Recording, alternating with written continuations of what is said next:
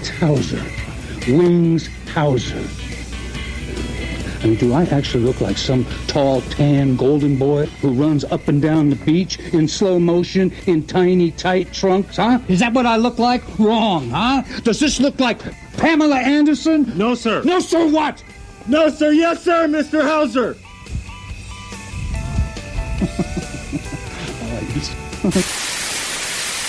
And now, our feature presentation. I want 20% of whatever you make. 20%? Who's fucking who? Fine. Keep 100%. Do you know what 100% of nothing is? I know nothing. Okay, 20% done. 20% it is. Vinny, if you fuck me on this, I'll have your balls for earrings. Okay.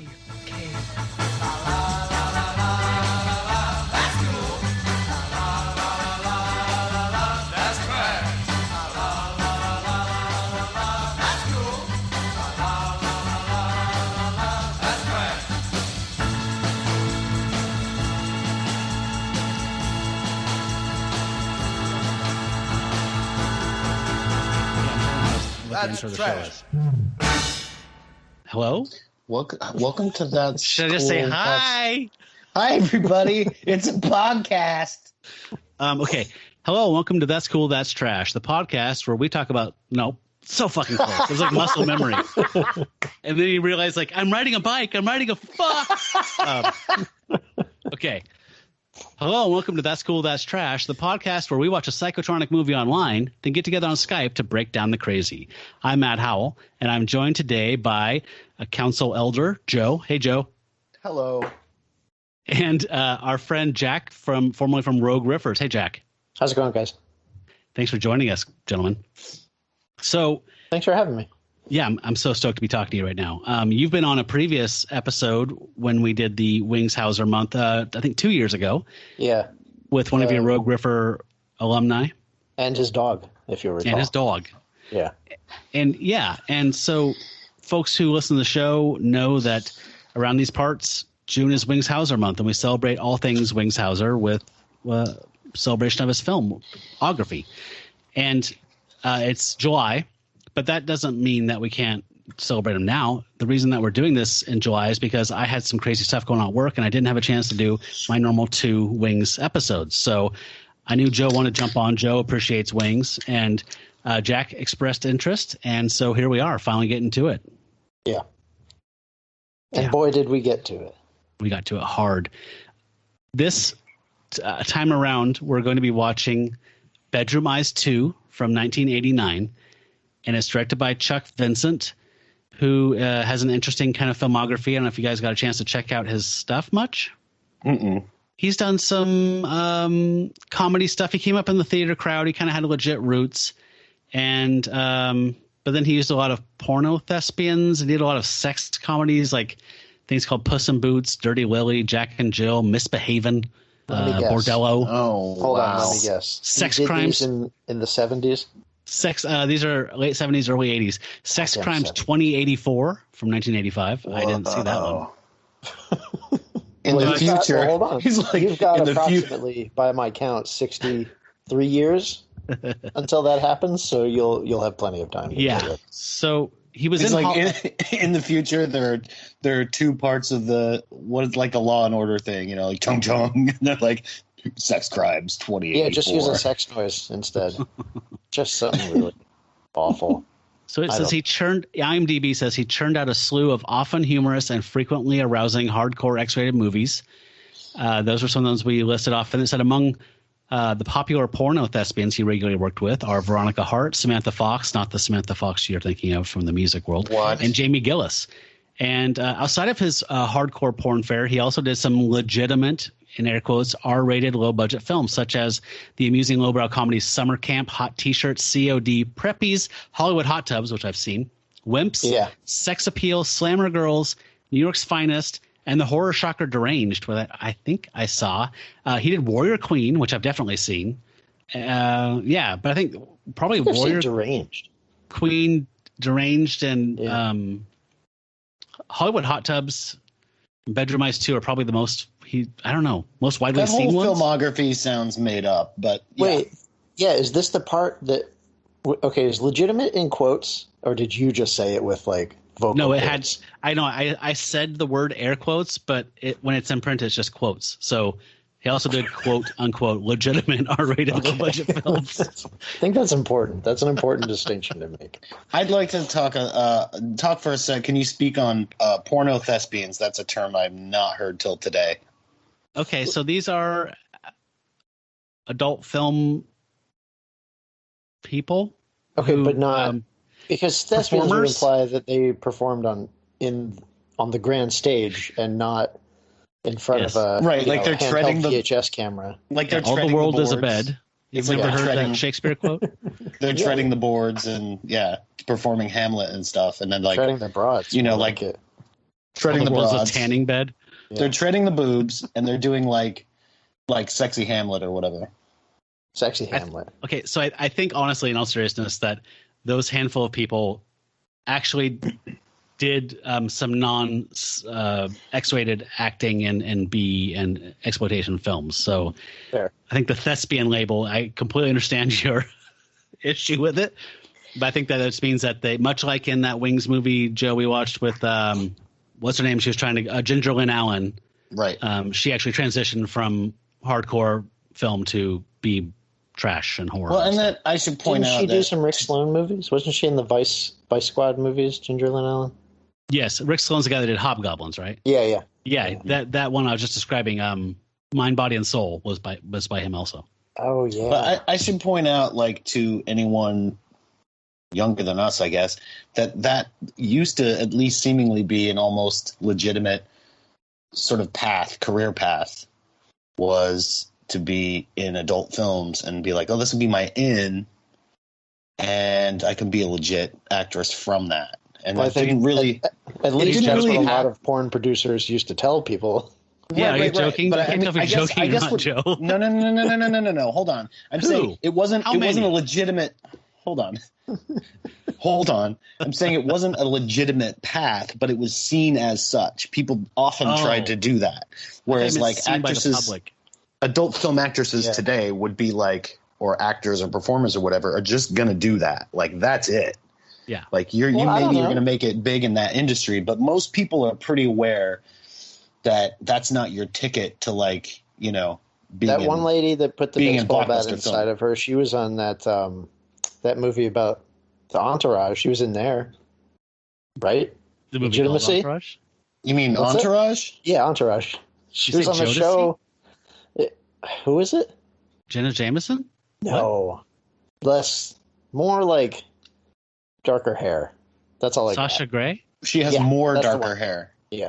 Like more Sasha of it. Grey is the only person I can think of in the 21st century who has had any kind of crossover into anything.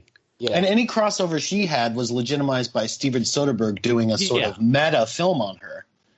Like What she was was that in a called? film that The was- something girlfriend experience or something? Yeah, something like that. I didn't see that one. I just saw the Entourage and the one with the baseball bat inside. Of Okay. It's, I don't want to describe it too much because your audience is probably classier than the Field of audience. Dreams. A great If you scene feel with it, Kevin they will Costner. come or something. Yeah. Yes. Sasha Oh God! If you stroke it, they will come. Let's go with that one. So we've already hit rock bottom right now. Well, we didn't make any puns about corking the bat yet, so I don't know. No. I feel Wow. like we could go a little lower. We didn't say chili dog, which I'm sure we're going to get to eventually. Just seems like it's Sucking on chili chain. dogs. Yeah. Yeah. Mm.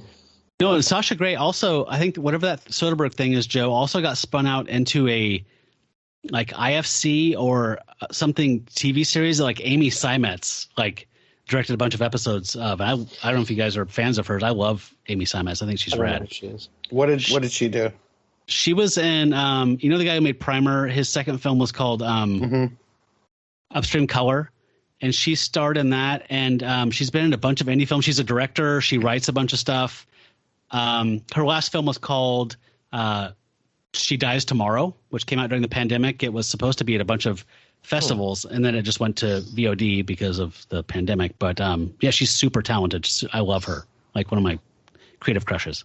I see now that I'm sitting with people who not only watch psychotronic type movies, but also watch legitimate movies. And you should understand that I only watch the stuff. You know what I mean? Like Gedivin and yeah. So if it's legitimate, you're just going to be talking to a wall here, Adam. Okay, that's fine. Keep the conversation centered around like Hyde Pike and Gedivin for sure. Any Neil Breen film, I can talk with you. That's great. Okay, fine. Oh, okay. Before I jump off, Joe, did you see the Neil Hamburger movie? No. What? Okay. She was in that film, and she played a person that angrily confronted him after his set one night. Please tell me his name is Hamburger because of something having to do with. Is part of him a hamburger? Like no, maybe it's, one of it's his just hands, he does a character. He's a comedian named Greg Turkington, and he that's his stage name, and his stage persona is sort of this flop comic. Weird like flop comic, like Angry. Flop Sweat. Yeah, but his jokes will also be like legitimately funny and cringy at the same time. Yeah, and for hamburger related something. Yeah, he's a weirdo.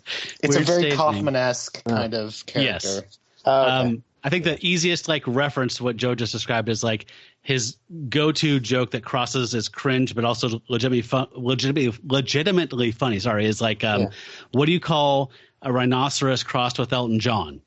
I don't know, but keep it the hell away from my ass. Like it's all in his delivery, right? So it's just like, really hacky. I mean, I didn't really expect him to be part hamburger, but I thought, maybe he just like always carried one or something. Or maybe he used to have the flowers in his pocket. Maybe he worked at a hamburger place. Actually, Neil Hamburger is what they should have called Ronald McDonald. Well, no, they needed to give him a silly name because he spent a lot of time with kids and nobody really knew about his background. So, if his name is just Neil, you've more crossed alarming over. to me. If his name was like Stephen Kindle, I'd be like, oh, I guess he can be my kid. He sounds like a banker. But no, that's his name's Ronald McDonald. Yeah, Ronald McDonald. He just sounds like a fun guy. Neil Hamburger sounds like somebody who probably has been banned from a few McDonald's in his lifetimes. Ronald sounds like Trouble. Oh, boy. Okay, so Wings Hauser. So Neil Wings Hauser, yeah. Neil Hamburger Hauser. No, perfect segue. Hamburger Helper. What are we doing? I'm not going to do my typical Wings episode spiel about how I love him, what the appeal of him is, blah, blah, blah, because I think most people listening know. So, or don't. If you don't, check those episodes out if you don't. So, I think, I mean, I 100%. Some of our most downloaded episodes, so I think people are aware. So people get it. Yeah, you kind of get it. They do. So, first of all, had you guys heard of Bedroom Eyes, the first one? No. Okay. I did watch a little bit of that, by the way. Okay, so I was operating under like some IMDb user reviews that basically said sequel in name only, like several times. And so I watched the Bedroom Eyes 2 and was kind of like, what the fuck? And then I got halfway through the second view and I was like, okay, wait a minute. I'm just going to look up Bedroom Eyes 1. And the character names were all the same character names of the main characters. I was like, God damn it, this is a sequel. But it isn't. I mean, I watched all of Bedroom Eyes today, and it is. And you only need to know a chunk of it, really, to it doesn't really matter, except for the main character who's a psycho is the main carryover. Most people just have the same names.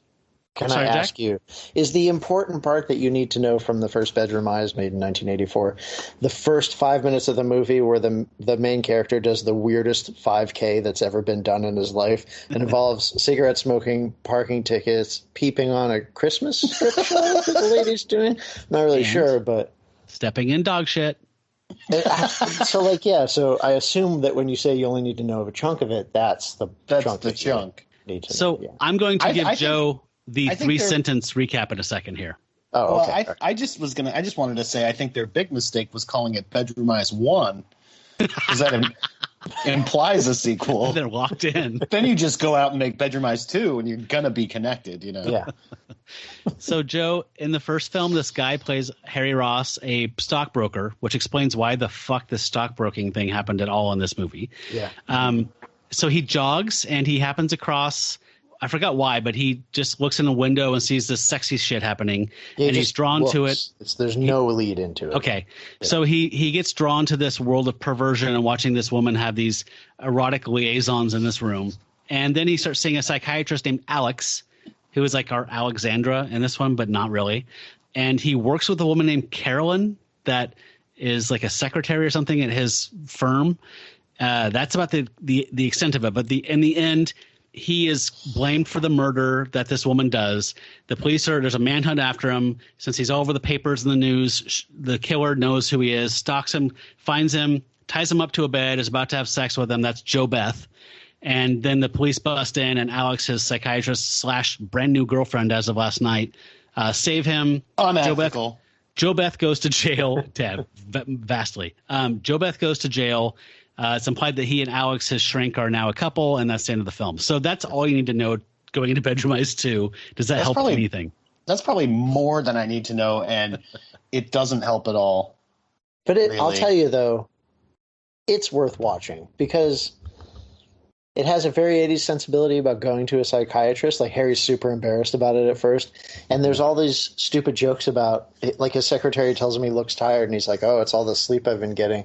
And she says, well, maybe you could use some exercise. And then cut to him running again because he goes jogging at night, and that's when he does the peeping. And he, like, jogs to peep on one person specifically. And it's just like I want to say it has a very kind of vaudeville feel at times, and then it cuts to like just hardcore nudity, which hey, sounds like a bad version of that De Palma film. What's it called? Just all of them.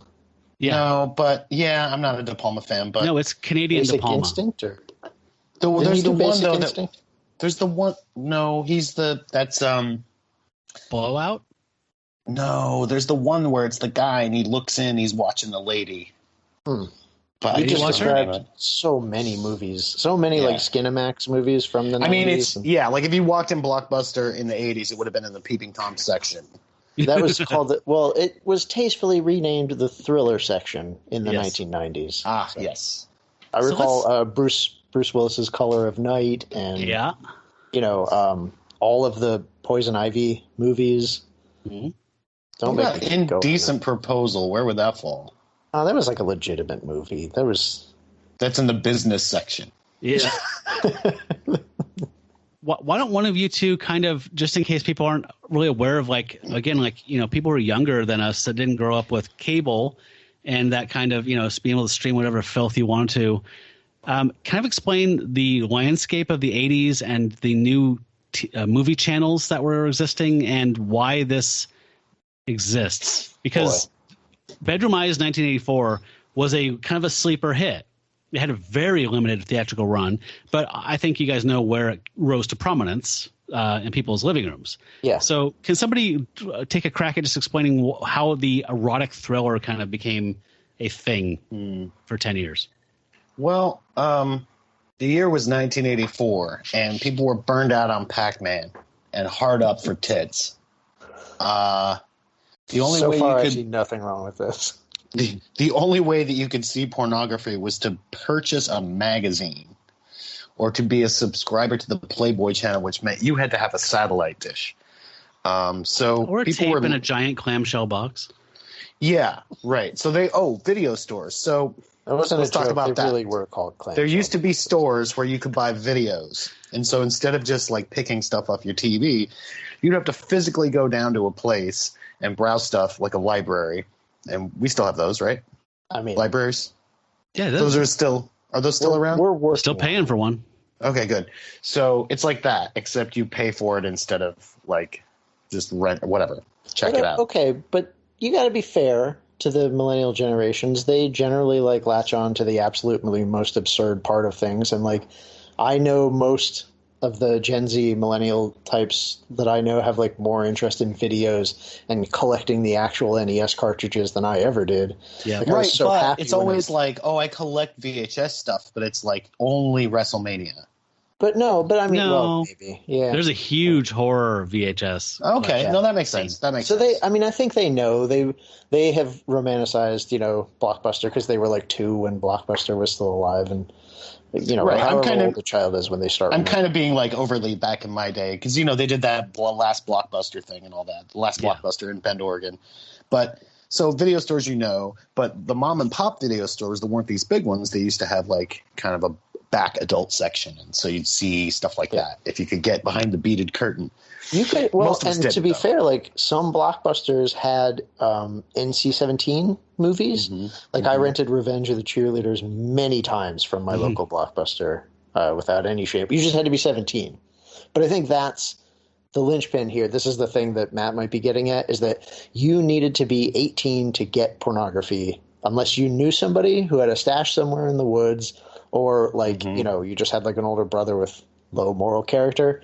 You Or had if your to be parents, 18. or if your parents had cable, and you had something like Cinemax, or it was like HBO After Dark, that kind of thing. That's what I'm getting. You know, Yeah. All these so, things are like, factors. Yes. like Showtime and the Movie Channel and HBO all had kind of like late night stuff where things were not Playboy Channel level of pornography, but kind of racier, and you call were that pretty.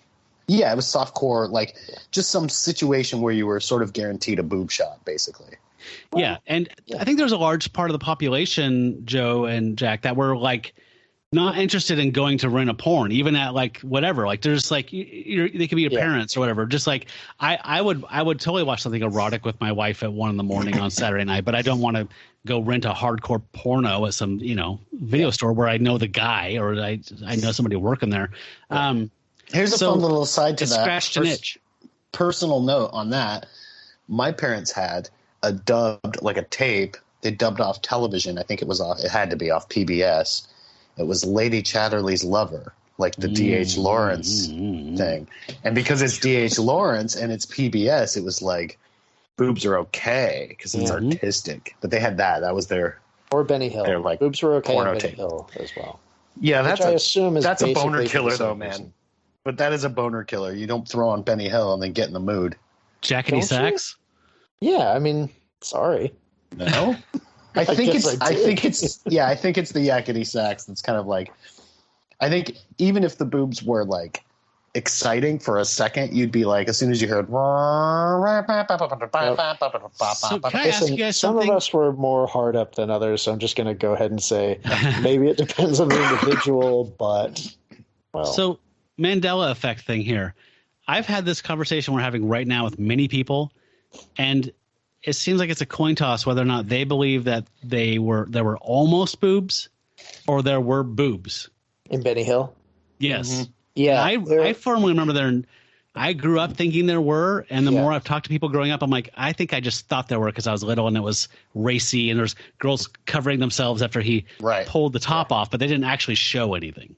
There were, but it's also like a British. Or is it cut for different audiences? Yeah, I Right, remember because it's seeing, British. Like, It's most British, of the so episodes they might have you'd been see- cool with it. Most of the episodes you see no boobs, but then once in a blue moon, like during the credits or something, maybe they didn't trim the credits the way they edited the rest of the show, like you would see boobs or a butt. Okay. I like the That's fine. credits. I like a credit scene with just boobs. They should do that.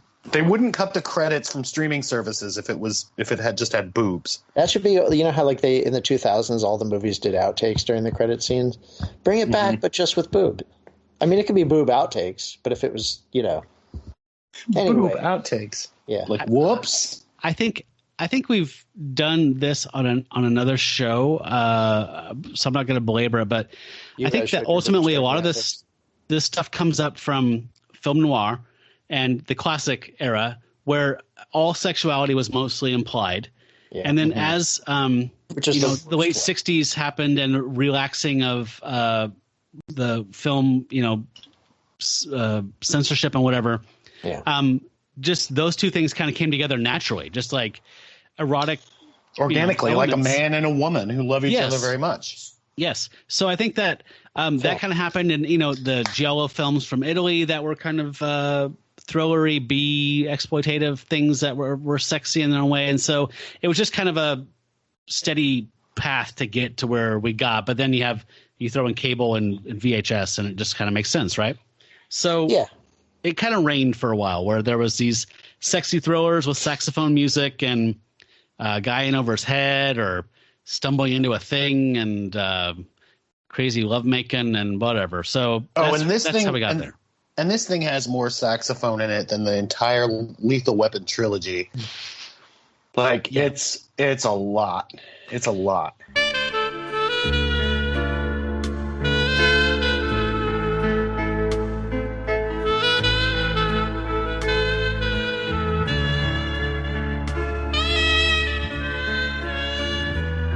Okay, I'm gonna throw Jack a challenge here. We typically, before we start talking about the movie itself, like Guaranteed, I'm gonna properly, we just do like an elevator synopsis, just the Wikipedia plot paragraph.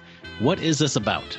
For someone who hasn't seen it yet. By the way, you can see this on YouTube for free if you search Bedroom Eyes Part 2 or numeral 2, 1989. It's really soft. It's a really soft transfer. The audio is really murky and kind of hard to follow, but you can watch it. You can see Bedroom Eyes 1 on Prime or on IMDb, with ads for free.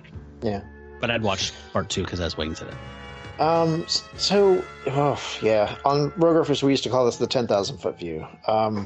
Yes. So, but this is a tough one because it's funny you mentioned noir because like it has that hallmark of noir movies where like it's super or just thriller mysteries in general where it's super convoluted and like there's like 2 and 3 twists at the end. Yep. So if I'm being honest, at about the time where they had a cop dressed as like a hip-hop artist trying to book 2 belligerent prostitutes at a police station.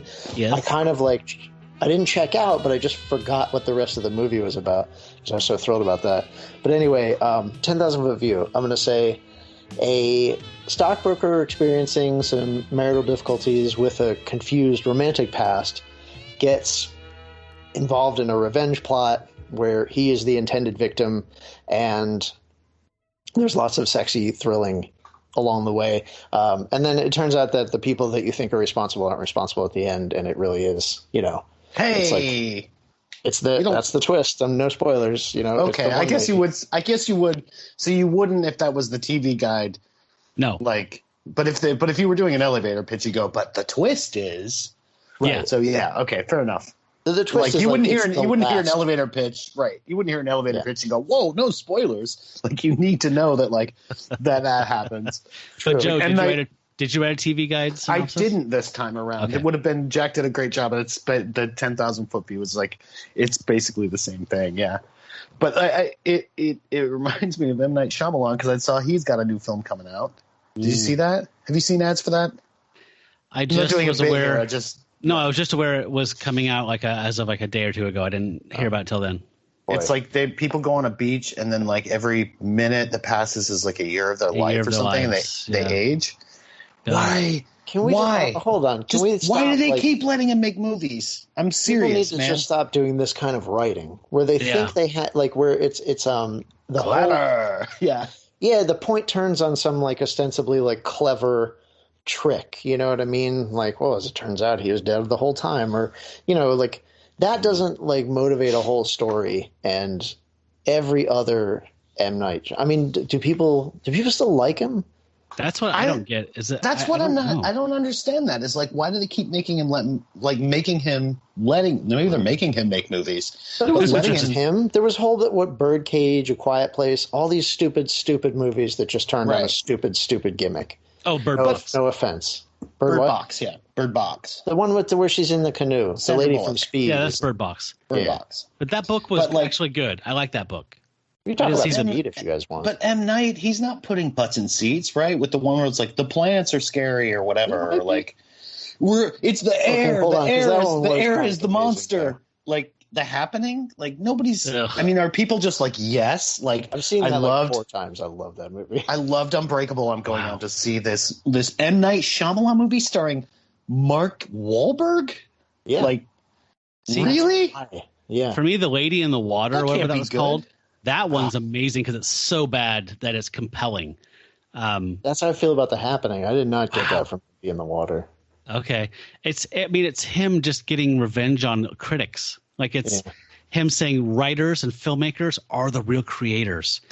they make these worlds where these beautiful things come out of, and you ruin them by critiquing them or questioning them or God forbid you should have an opinion about it. I mean, that's okay, and that's fair. I mean, to some extent, I'd say that's fair. Critics don't really. I mean, if you believe in a very Aristotelian picture of of literature. Whoa, big word. Slow down. perfectible art form, that you can make in a perfect way, or often Plato's Heaven somewhere, there's a perfect version of a movie and we're trying to work towards that. Then like critics would have a point, a place where they kind of like bring the artist towards that. But I mean, I think most criticism is basically arbitrary, and you don't have to look any further than all the really stupid movies that got critical raves and all the really terrible movies or, amazing movies that were like panned by critics at first. Like I remember like everybody loves Quentin Tarantino so much they can't get enough of him. And apparently I read this story where he walked out of the screening of either Lost Highway or Mulholland Drive at some film festival. And he, big David Lynch fan, by the way. And he said that like, David Lynch was so far up his ass at this point that he didn't even know what he was doing anymore. And like, it really validated everything I believe about the world because I can't stand Tarantino and I love David Lynch. Guy who did Hateful Eight, like biggest piece of shit. Like that was a pretty shit movie. Not a good movie, man. Like yeah, it looked good, but like you need Jack, you need look no further than the Oscars, who get it wrong almost every fucking time. That's what I was gonna say, Joe. Is like go back through the Oscars and look at all the Best Picture things. Look at what won, and it's like, what is this? I've literally never heard of this movie. And you're like, great! The Greatest Show on Earth won that year, and you're like, the same year that like Marty was, or whatever. Like I got my years wrong, but like Greatest Show on Earth that won in a year when it was like. There were so many other like, oh, that's the same year as that? That's insane. But like, in M. Night Shyamalan's defense, I will say that I can tell from a trailer that a thing's going to be bad. Like, I didn't go see The Happening because I'm like, that looks like a piece of shit. I don't need the New Yorker to tell me that. Or like Vincent Canby from the New York Times. I'm not going to read that review like, oh, I wonder if this is any good. Well, let's see what's Janet Maslin say. Well, let's see. It's like, oh, it's a piece of shit. Yeah, I know. I saw the trailer. It looks fucking stupid. So I mean, honestly, you're right. We don't really need critics, maybe, but maybe we need them in the sense that like you need critics to tell you if this movie is like other movies you like. Maybe that's like the most valuable service they provide. Sure. Like if you like, Greatest Show on Earth, boy, you'll love Greatest Show on Earth Part 2. You'll love or the Pee-wee, same or something. Big Top Pee-wee. Yeah, and really, don't ever, that's a sore spot, okay? Because I wanted to love Big Top Pee-wee so much. We all did. The first one. I'm just saying, you like circus movies, man. That's all the algorithm knows. I do. That's true. That's a good it's like Animal Crackers. That's maybe a circus thing. We don't know. It's Marx Brothers. We don't know. It's maybe possible, you like that. Like critics, maybe, like everything is fashion. Like everything is subject John Wayne Gacy documentary. Maybe that's what you want next. Clowns, right? Yeah. Clowns, elephants. You want Dumbo? You said you like circus stuff. Like Elephant Man, Dumbo. Elephant Man. Yeah. Elephant by friggin' Gus Van Sant. Like right. Okay. How did we get here? Well, we were watching a Wings Hauser movie initially. And then I told everybody what it was about, so I saved them all the trouble of watching the movie. And then we can just You're welcome. End it here, okay, so I'm gonna zoom into a 500-foot view. Yeah, just one layer deeper in case I need it. So I was watching this again cold, thinking this was a sequel and title only, but it wasn't. So I was wondering why this had the stockbroker shit, but it all became clear once I realized it was actually a sequel. So anyway, this guy, Harry, is a stockbroker. There's a completely unrelated plot about them doing insider trading and making a bunch of money that I don't know why it's in there, but I think it's just to tie it to the first film. Well, to be fair, it throws a little bit of suspicion. It's used as a red herring later because the disc goes missing, remember? Yeah. And they think that somebody might have been... So the cops think that somebody might have been blackmailing him, and that gives him motive for murder. So it's a real... Right. Yeah, it's some real, like first-level MacGuffin shit. Yeah. But they spent an inordinate amount of time setting up that red herring, I think is what Matt's trying to say. So. Okay, so this was my takeaway from the first watch through was like, okay, this is filmed in Toronto, I think. And... yes. Mostly, yes. It is basically this guy's broke dick De Palma, broke dick Vertigo. Like, he's trying to do this thing with a dead wife and the dead ringer for the dead wife and whatever. And it just, like Jack was saying, it folds in on itself with these, like, turns, turning the tables and the worm turns and this new thing's revealed and it changes everything you knew. Yeah. Lots of twists, but the ultimate story. Sorry, go ahead. Oh no, I was just gonna say that like for all its twists and turns, it's trying so hard, and that's kind of why like I guess M. Night was on my mind. Besides that, he's putting a new film out in theaters Friday or whatever, but. Don't advertise for him. Yeah, in theaters Friday. I fucking hate him. You got to go see it. Well, you got to understand too that this was it was formulaic for this type of movie. What I was gonna say, Jack, is that like it for all its twist and turniness, it's like it reminded me of, like you know how the people say like Law and Order, it's always like the biggest guest star is definitely like they try and go after somebody and it's like, oh, it wasn't him, it's actually this guy. Yeah, and it's like of course it is. He was the biggest guest star. Well, in this, they don't have the guest star level thing, but somehow the way it's written, it's so given away. I'm like, it's her. She ran over your ex-wife with the car. I think everybody kind of at least. I mean, that crossed my mind at first. By the time I got to the end, I honestly couldn't remember who was who. And maybe this is a great time to call for a little more diversity in casting because, like, I could not tell any of them apart by the end. Some had dark hair. Some had blonde hair, and that's pretty much where it ends. One was Linda Blair, and then two others were not Linda Blair. Can I ask you? Okay, yeah, hold on though. But Matt, we'll probably let you get back to your show sooner or later. But I got to ask another question. No, this is organic. Why was Linda Blair ever super? Why? Just explain it to me. I mean, I get that she made a splash in The Exorcist, but that's it. Nothing else I've ever seen her in. Like, did I enjoy her? Not that she's a bad actress or anything, or I'm a great actor, or, but like, I just don't get the appeal. And there were people, like one of the guys that was on our show, like he loved Linda Blair, absolutely loved her, made us watch all of her movies, I don't get probably more in his camp than your camp. I have kind of a weird thing for her.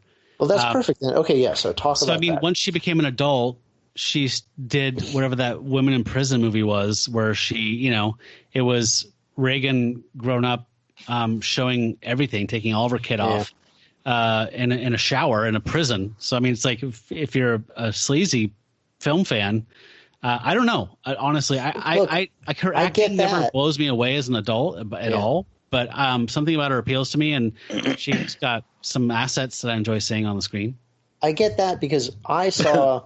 Molly Ringwald finally did a topless scene like many years later in the 90s. I forget the name of the movie, but I was so excited about it. But then here's Jack. Molly Ringwald finally doing a topless scene. Finally! Click. God! I'm finished! I mean, it was about fucking time. Yeah, I mean, look, you're joking, but I really I was excited for it because who didn't have a crush on Molly Ringwald and I wanted to see like nudity, but it wasn't. But I don't get it with Linda Blair. Like I don't see the sex appeal or anything. Yeah, no, I guess I can see not getting it. Totally. This was the film where they met and they dated for like 6 years. Oh, I think this actually. Yeah, this actually, I think, broke up his marriage. The filming of this movie. They were together through like 95, I think. How is it that Gale didn't break up his marriage, but this movie did? That's a good question. Thank you. So he and a year ago, I think we did Skins, the skinhead movie. Oh. That he wrote and directed it, where he's avenging his son is gay and he was jumped by a bunch of skinheads and beaten brutally in Hollywood. Yeah. And he comes out of drunken exile in Mexico, an ex-cop, and goes and fights all these guys. But Linda Blair played his whatever there. But one of the Nazi, I don't know, they're not moles. What do you call chicks that hang out with skinheads?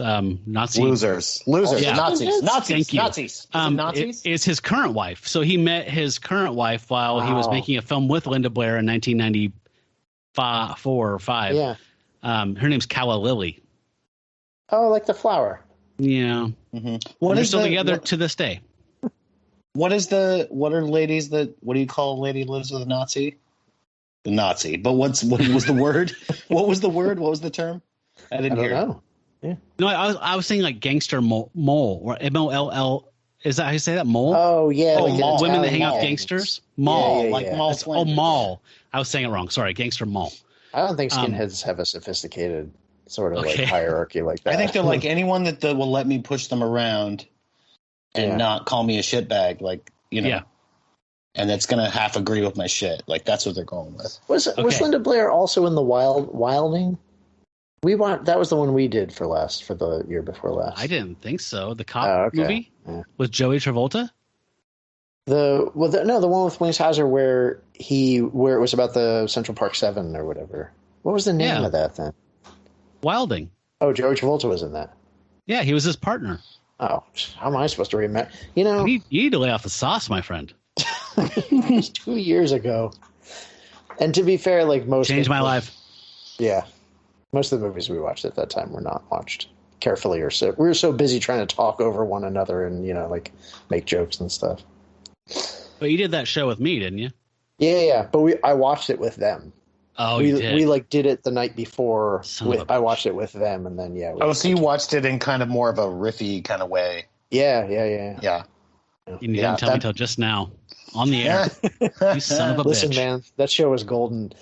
And if it wasn't for Lad's dog barking the entire time, that show would have won an Oscar by now. I think so. Okay, so here's what I'm going to do. There's the female stars are Kathy Shower, who was a former Playmate of the Year from '85. Is that a real name?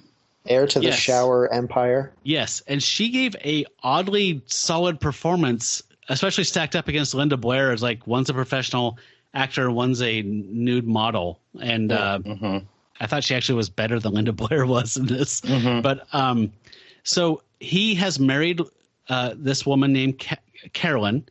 His wife named Alexandra was hit by a hit and run. Tell me about your wife. No, I don't think I'd like to. Yes, I'd like to hear. Well, let's see. We haven't been married too long. She's very beautiful, very intelligent, very creative, and very much lives for her art. Carolyn used to work for me years ago. We had a relationship. And I think she took it more seriously than I did. So one day she got mad at me and just walked out. She quit. About that same time, I met this girl, Alexandra, which I told you looked like her, right? And she helped me through a real hell of a time, a real tough time. We fell in love. We got married. And it was good. It was good at first. But then Carolyn came back into my life, and one thing led to another. Alexandra and I had a fight over Carolyn. She ran off in the streets in a blind rage and was run down by a car. Hit and run. Jesus. They never caught the driver. I mean, hell, we weren't even married 3 months. I never met her family or friends. And what about Carolyn? She took it pretty strangely. I mean, she seemed to think that she was responsible for it. She had a nervous breakdown. I remember one night I went up to her house and she was in her bathtub and she'd opened up her goddamn wrist.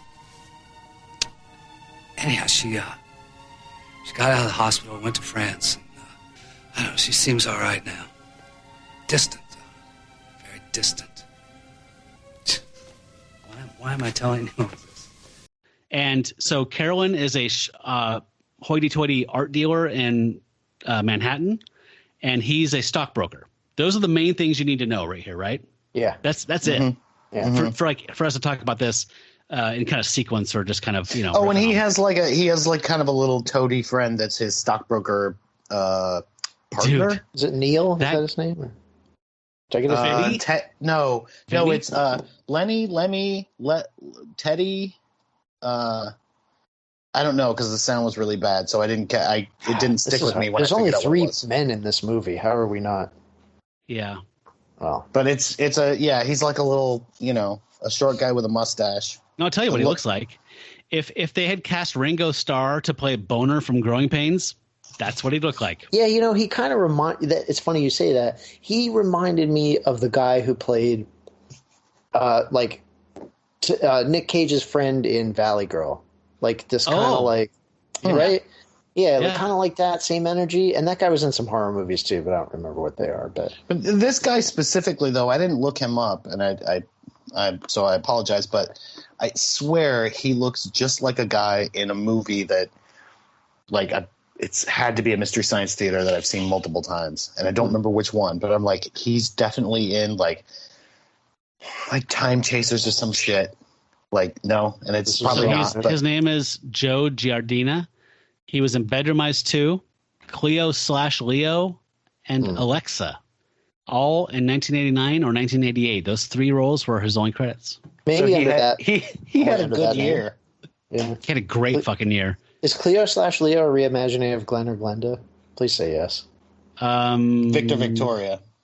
That's also the same movie. They're all remakes of one another. No. Leo, an egocentric, sexist businessman who thinks he's God's gift to women, gets a taste of his own medicine when he tries to pick up the wrong woman, a murderous psycho who shoots him. Blah, blah, blah. Leo falls off a bridge. No. No. Okay. Well, I expected that to make some sense, but that's fine. I'm still just going to go with my theory. I'm going with the Ed Wood theory. Let's just go. Let's just go with he had a hell of a year. Yeah. Like, Joe, remember Caleb Landry Jones's 2017 when he was in Twin Peaks: The Return, 3 Billboards Outside of Ebbing, Missouri, and some other fucking Get Out, Get Out. Maybe, yeah. What a fucking year! That was 1 year that dude. Wow. Did those films. What's his name? I can't remember his name. There's another actor that was like, he was in Get Out, and then he was in like everything. He was in Get Out, Sorry to Bother You, and then he was just like in everything. It was like, oh, this that guy, dude's rad. He was in he's Atlanta. Awesome. What is his name? Lakeith Stanfield. I fucking love that guy. He's great. He's fantastic. But he's like, he just, after Get Out, he was in like everything. And I'm like, this is when I'm like, yeah, please do this. Like, when somebody's great, like even Jennifer Lawrence like had a moment that was like, okay, she's going to be in everything. Like, that's fine for a minute. Like, if someone's really great, like, do that. Use them. That's how I feel about the Linda Blair thing. Like, I don't understand why she was in stuff after. Like, that one people were like, Exorcist was good, right? They'd expected her head to spin around, maybe. Maybe I it don't was mean that. to suggest that, like, she doesn't have value because I don't find her hot, but, like, I just don't, like, I don't get any of it. I don't get, there's no charisma there for me or nothing. Do you know what it is, maybe, Jack, is that people were like, they saw, like, older Linda Blair. They're like, do the head thing. Spin your head around. Do it. You know you want to. I used to say the same thing to that lady who was in Deep Throat. God. Sorry, it's late. I can't help it. It is late for you. So let's dig into this as a Wings project now. We've definitely been flirting and doing a lot of foreplay. So first of all, just like what were your thoughts? We haven't been too coy about it to this point, but like what did you think in general, Joe? As a watching experience.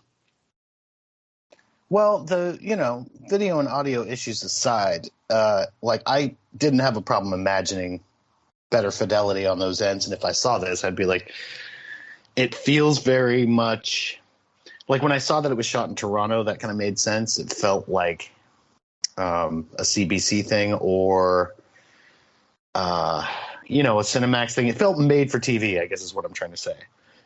And like I said, the plot twist stuff felt really kind of obvious to me in a way, or they kind of Chekhov's gunned your ass the whole time, where they're like, this is going to come up later. Like in a way where you're like, okay, well, you can't show me that. And then also like pretend, like expect me to act surprised. Do you know what I mean? Right. So they kind of did that along the way.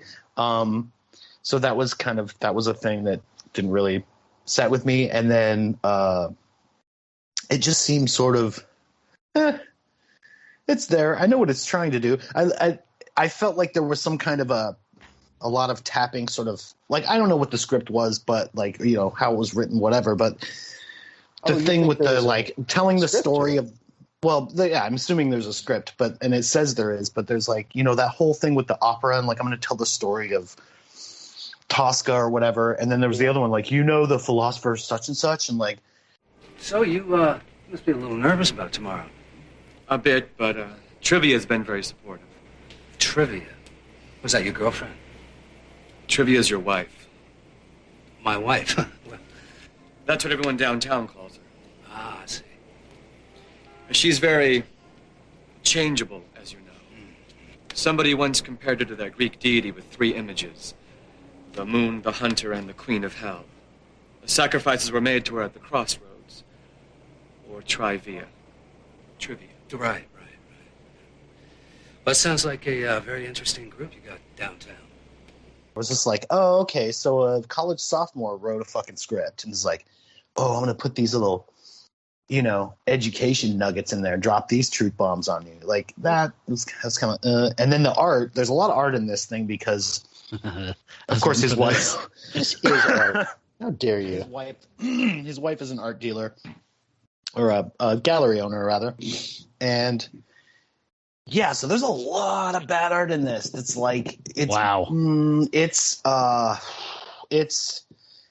community college freshman. Like, yeah, you have some talent, stick with it, but you got a long ways to go. Like, that's definitely like the eyes aren't on the, To be fair, it doesn't look like could be a a potato. stylistic choice, like a sort of quasi cubism, like a half cubism. That the eyes are no. You're only seeing it from one angle, but like the eyes are a little bit in the wrong place. But we don't know. That could have been intentional. No, everything was in the right place, though. It's just you're doing it's just bad. Like, you're trying to do it right. It wasn't like, oh, you made some crazy choices there. It was like, oh, you're doing chalk pastel. Oh, I wish I could remember what I said to my wife when we were watching it. She was like, that's absolutely it. But it essentially was like a community college, drawing.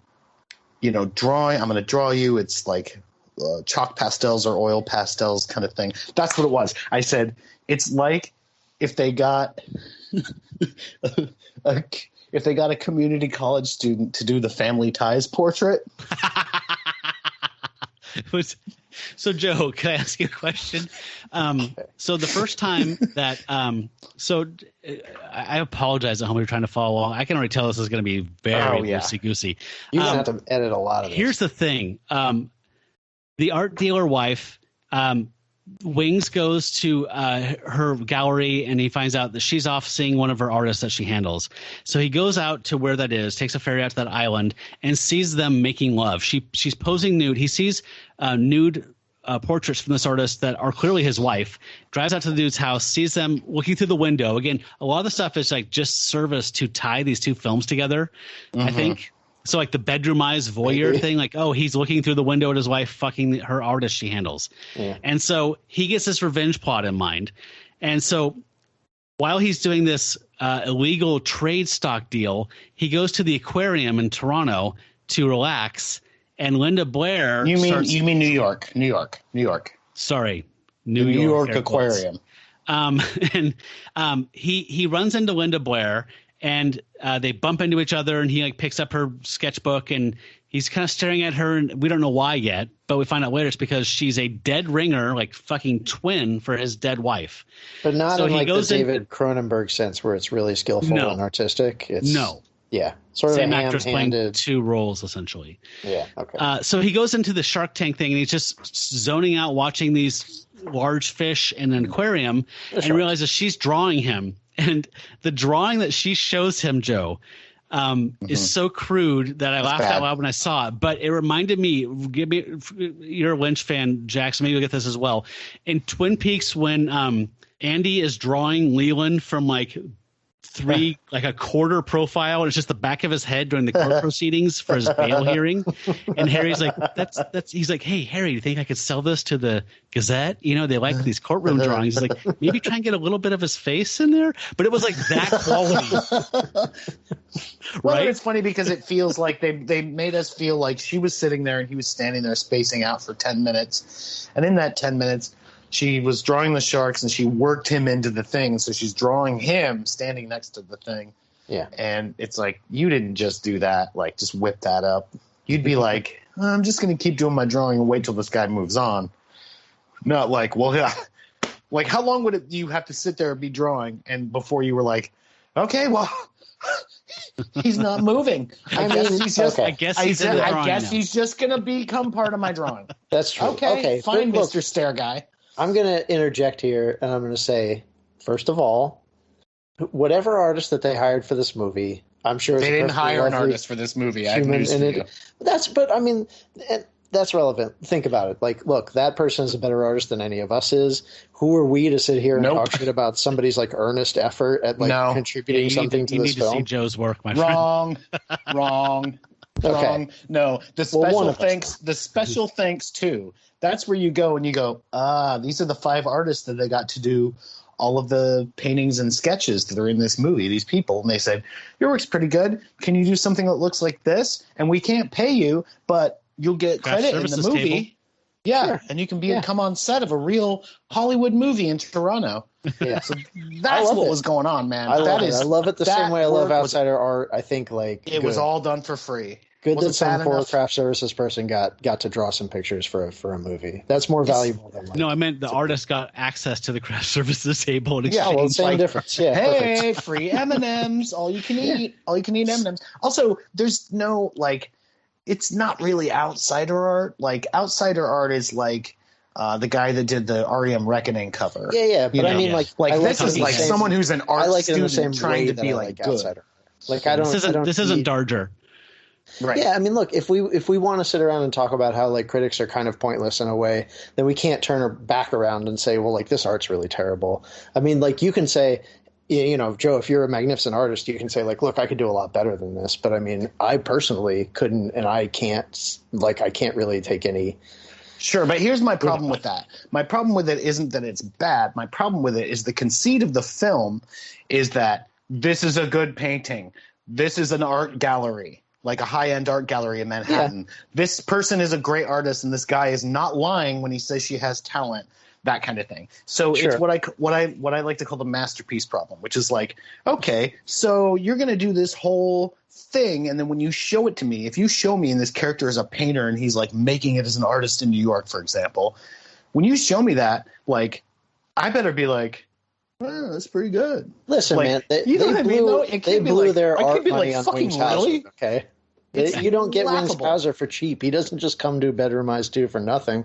If you got to cut some corners in the art department and throw a little extra money in Wings, that's what you do. I know why they did it. I worked in film. I worked in film too. They cut where they can, and they're like, we got to have Wings. The art stuff, nobody cares. Nobody knows what good art is. Let's just get this is good enough. Yeah. That's what they did. That's probably it. And in all we don't have to pay him at all, and then we can get a good cinematographer.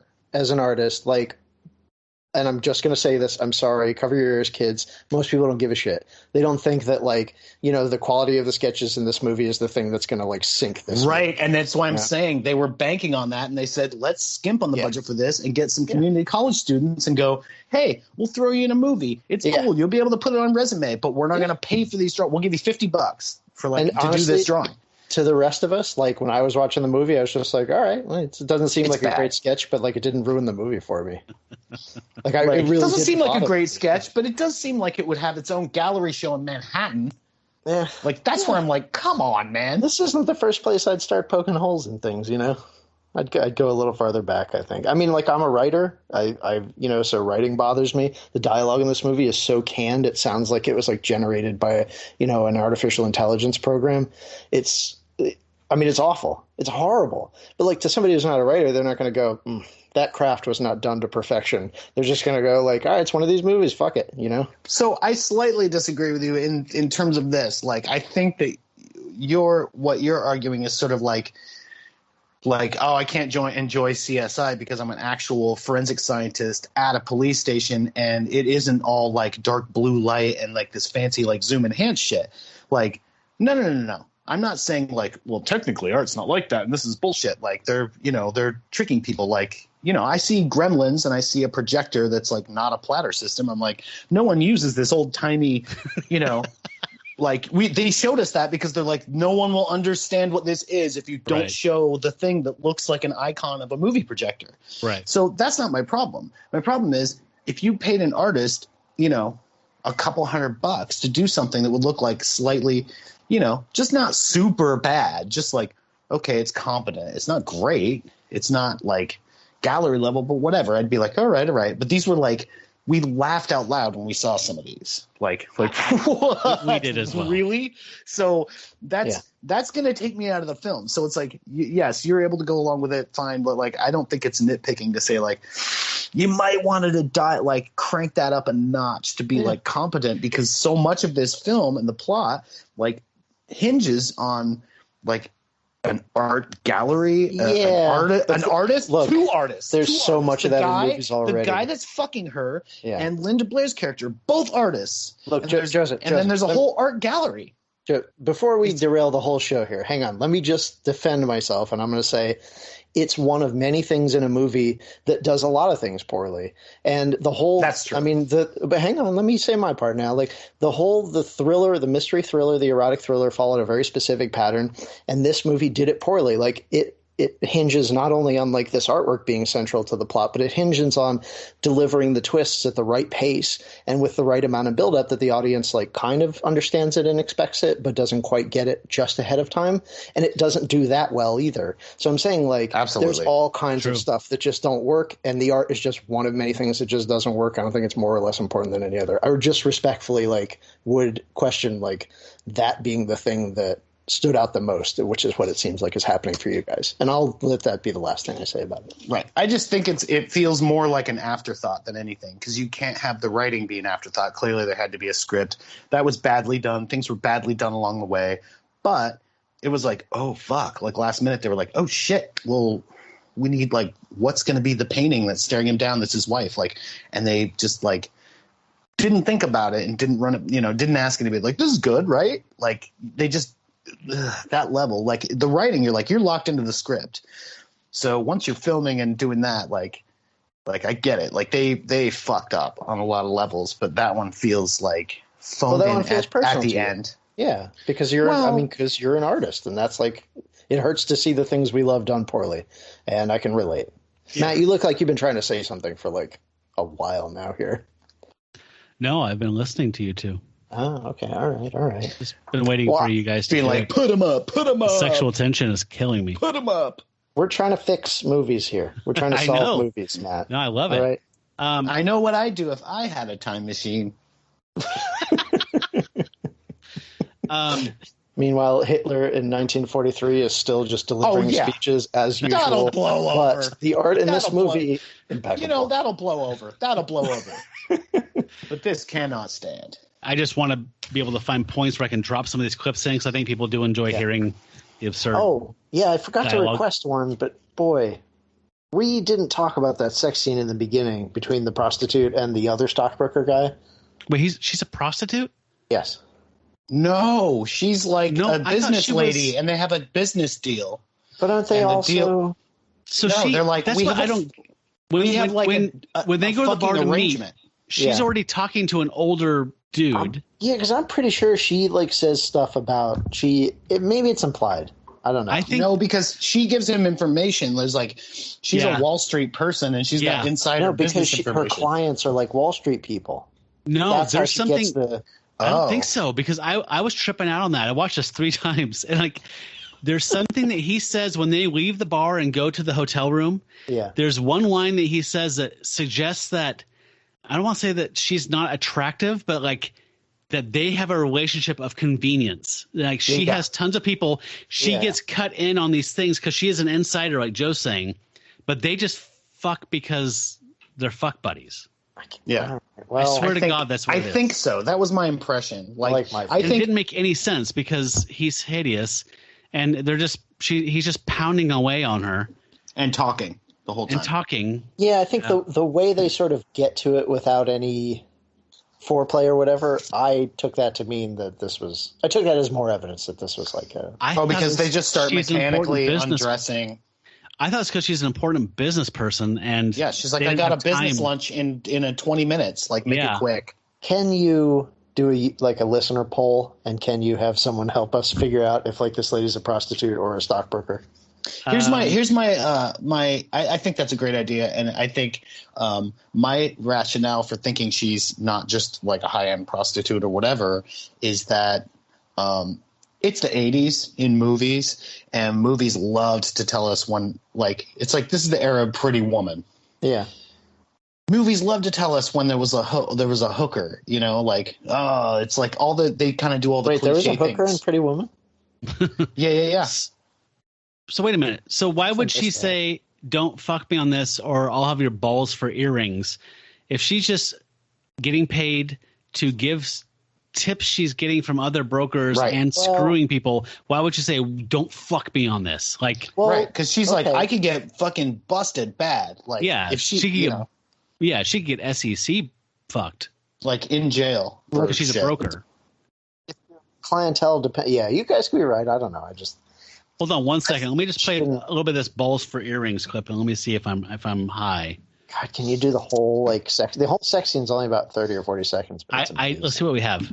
But you're asking me to deliver the Amocord Corporation people to you is out of the question. Why not? Look, Vinny, are you trying to fuck me out of a client, or are you trying to fuck me? Well, I would never fuck you in business. Name your price. Well, this is big. I want 20% of whatever you make. 20%? Who's fucking who? Fine.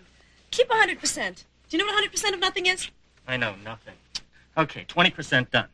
20% it is. Vinny, if you fuck me on this, I'll have your balls for earrings. Okay. Those would be the ugliest earrings ever. Meatballs? Yeah. Everything has its 15 minutes in the fashion world. That's true. It could be a moment. It's like bell bottoms or like Genkos. Didn't she say at the very beginning of that, are you trying to fuck me out of clients? Like, I feel like maybe as a prostitute, like, her business relies on like confidentiality to some extent, and like that's why she's nervous that he's I'll have to watch it again. Fourth times. Wow. So Joe, I after I watched this like twice, I was starting to make some clips, and I found that I had a much higher quality version on my Mac. Oh, I went to YouTube because my laptop is shitting the bed, and so it was like stopping and stuff and not buffering properly. And it was the YouTube one. The YouTube one's like soup. I mean, it's like listening to it through pea soup. I had a hard time hearing it. Yeah. And we should point out that during that entire clip, they're like vertical and like boning, and we just see them kind of from like the elbow up, but they're like boning down in the bed and like horizontal away. Like that's what I meant. What did I say? Vertical? Yeah. They're doing the horizontal stock exchange. You can have sex either. They're doing yes. They're doing the, the Dow Jones, if you know what I mean. And the whole time they're talking, they're like, yeah, so that thing. And I'm like, is that a thing? Do people do that?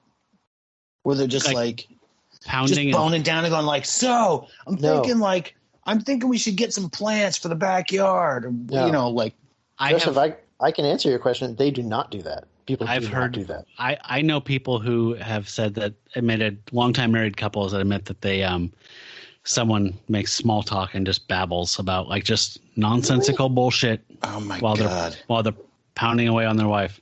Is that a Catholic by chance? Yep. Huh. Why would that be Catholic? I don't want to. You know what? Are you identifying that's a real thing? People we know, or are you just asking? No, people we know. People we know, and also I'm like, if it's this person, that's the way I can say it's that person, and also it makes sense somehow to be like, oh, I'm fucking, but I'm not because I'm making small talk. Yeah. Like, we're not fucking. What? I'm not doing anything. We're talking about regular stuff. What? It's not dirty. Like that kind of thing. So weird. To change topics. Why? Joe, I also picked up on that. Okay. Wait. I can change topics. I got it. The quinceanera across the street from my house. I think they just ordered Papa John's, and I know you guys have been like interested in what's going on across the street. They're having a big party. They've been doing it all day, and they just got Papa John's. So that is a good segue into whatever Matt's going to say. Matt, go. You mentioned that kind of phenomenon of like, I learned this thing in class, so I need to mention it, which is like one of my huge pet peeves in film. Yeah. Like one of the reasons I don't like Rob Zombie, I think, and who else is it? Kevin Smith, like these people who have like this, I heard this thing or this cool insult at a party once and I have to work this into my script. Right. When Prometheus brought us fire, like, yeah, whatever. Yeah. So like you mentioned that that thing with trivia. And so there's also another thing where when he meets Linda Blair at the aquarium and she drops her Zippo and he picks it up and he lights her cigarette and she says something to the effect of like, the fish, I could tell you were like locking in with the fish and like getting in this meditative state. Right. They're usually not that nice. And then he says like something about like an ichthyologist. And it's like, this person just learned the word for a fish scientist, huh? So you like to study marine life? Yeah. Here, let me help you. You know, if I was a true ichthyologist and I found something this beautiful, you know what I'd do? I'd be studying you. So you said your wife's an art dealer. Oh, yeah. Then we got to get ichthyologist in there. Tappity, tap, tap, tap. Well, sounds like a kind of ham-fisted way to try to show that he's... I think they, maybe there was this like perception in the 80s that stockbrokers were these super smart sort of elite ubermensch types, and they were all highly educated and they could say words like ichthyologist without, breaking a sweat. And I think that's true. That's definitely true for like college sophomore writers trying to write screenplays about stockbrokers, which they know nothing about. And they're like, he's like a super erudite, smart guy because he lives in Manhattan and da-da-da. And so he's going to do that. Like this felt like a college sophomore to me, like stuff like that, like putting in those little lessons, the stockbroker thing. So this stockbroker scene, which I imagine is a clip you have and are going to play like coming up here in a bit, if I may, I'm no like financial wizard. I don't know a lot about how like stocks work and stuff, but this scene like is exactly how I would write it because I don't know anything about that. And it's just be like, buy 200 shares at, $11 a share, like sell. Like, okay, right. Look, to be fair, I'm going to pile onto that real quick before he plays the clip. You need to understand that this movie contains these two montage scenes like in the first 20 minutes, and they look like – so the first one looks like B-roll footage for like a high-end condominium ad from the 1980s. And then the second one, which is them talking on the phone, telling people to sell stuff and using calculators and phones, looks like B-roll shot for like the ITT Technical Institute ads that you used to see on television in the 80s. It's the music, everything works perfectly. The amateur, like this, like second-rate quality of the film, music, everything. It's kind of beautiful. Floppy disk. Yeah. Sell 1,000 shares of ITT Preferred. Don't worry, we've got the money. Yes, sell 2,500 shares Texas East. 50 and 7/8 sounds great. 3,000 shares at 47? Okay, done. 1,900 shares, 22 and a quarter. All right, do it. No, just do it.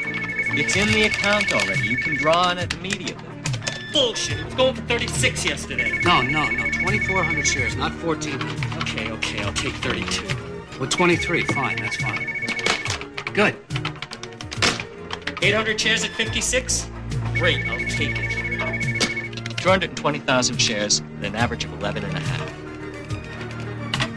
I was tripping out when this film starts. It starts with this. I'm trying to think of like what composer would clichely like write this, but it's like this industrious. Here, I'm just gonna play a little bit. Oh yeah, the music. Oh, good lord. Yeah, it has very like City on the Grow. Yeah, very much. Yeah. Has very Cleveland. What? Yeah, City on the Grow. Yeah, it's like Telly Savalas going like, Montgomery, you're my kind of town. Montgomery, Alabama. Yeah. City on the Grow. But which is, if you think about from it, the expressway to the one mall, like whatever. What it's like, that is, if you think about it, though, is it's the really cheap composition that you would find in a second-rate like documentary footage or commercial footage shot by like a company and not some visionary director or something. Yeah, absolutely. Well, did you? I don't know if you guys watched the credits, but like the majority of the music came from a library. So they just bought this music, which explains to me a lot of like why Linda Blair's character loves classical music, because you can buy it from this library source cheap. That's the only reason. The first thing I thought, because we hear before she's listening to Tosca, we hear like Mozart or something in an earlier scene. I don't remember, but there's classical music, and I was like, right, no royalties, huh? Yep. And so like when we were talking about the level of the quality of the drawings that are kind of central in this movie, the drawings and paintings, like it kind of is. It's that. It's like where Jack and I meet on this debate is no, the level of those things rises to the quality of the entire film. Yeah. Right. Yeah. So like, it's like, oh, you don't have money for that and this and like, oh, it's bad writing and da da da da. Like, I would be surprised if those artworks were like amazing. The same way that if it was like a big budget film directed by a big name and with big stars in it, and then that was the art in it, it would take you out of the picture, I guarantee. Sure. Oh yeah, much more so. So the reason you're able to kind of like, I think, gloss over it is because it very much fits with the level of everything else. You're like, oh, okay, yeah, you're going to listen to classical music because don't need to pay royalties on that. Right. It has a very jarring effect too, because it knocks you from somewhat sultry saxophone music right back into like opera, and it doesn't work. I don't think. I mean, it didn't work for me. It felt weird. Yeah. So this film opened with that boisterous, optimistic City on the Grow music, and we see Wings Hauser walking through the city streets in a suit, and then he goes into a stock, business that he owns with his partner. I was kind of casting around trying to figure out, get my footing. Like, what the fuck is going on? Stockhausen. Stockhausen. Yes. And I'm sorry, I was just tripping out because we were talking about the screenwriter, and I clicked on one of the two screenwriters' names, and he directed some episodes of Schitt's Creek. So I'm just reeling with the revelation. Whoa. That this guy did something I liked. Well, he's had a lot of time to hone his craft, I guess, since then. He has. He's like, this guy's like, lesson learned. His writing partner. So I'm talking about Jerry. I'm sorry, I'm going to butcher this Italian name. Ciccariti, Ciccoretti.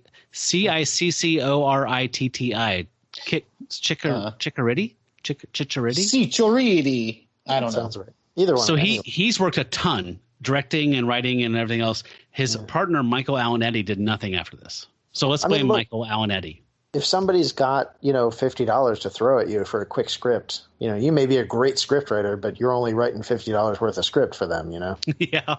So who knows? That's a really good point. Yeah. That is a great point. He probably got underbid and was like, well, I could use the money, but I'm going to give you like I hate to use the term, but sloppy seconds. Like, here's a bunch of like fragments of stuff I have lying around that nobody wants and I can't hammer into anything. And I'm going to take those bits and collage them together and not even bother to really do punch up, just like, this is it, man. This is what you paid me $200. Here's what you get.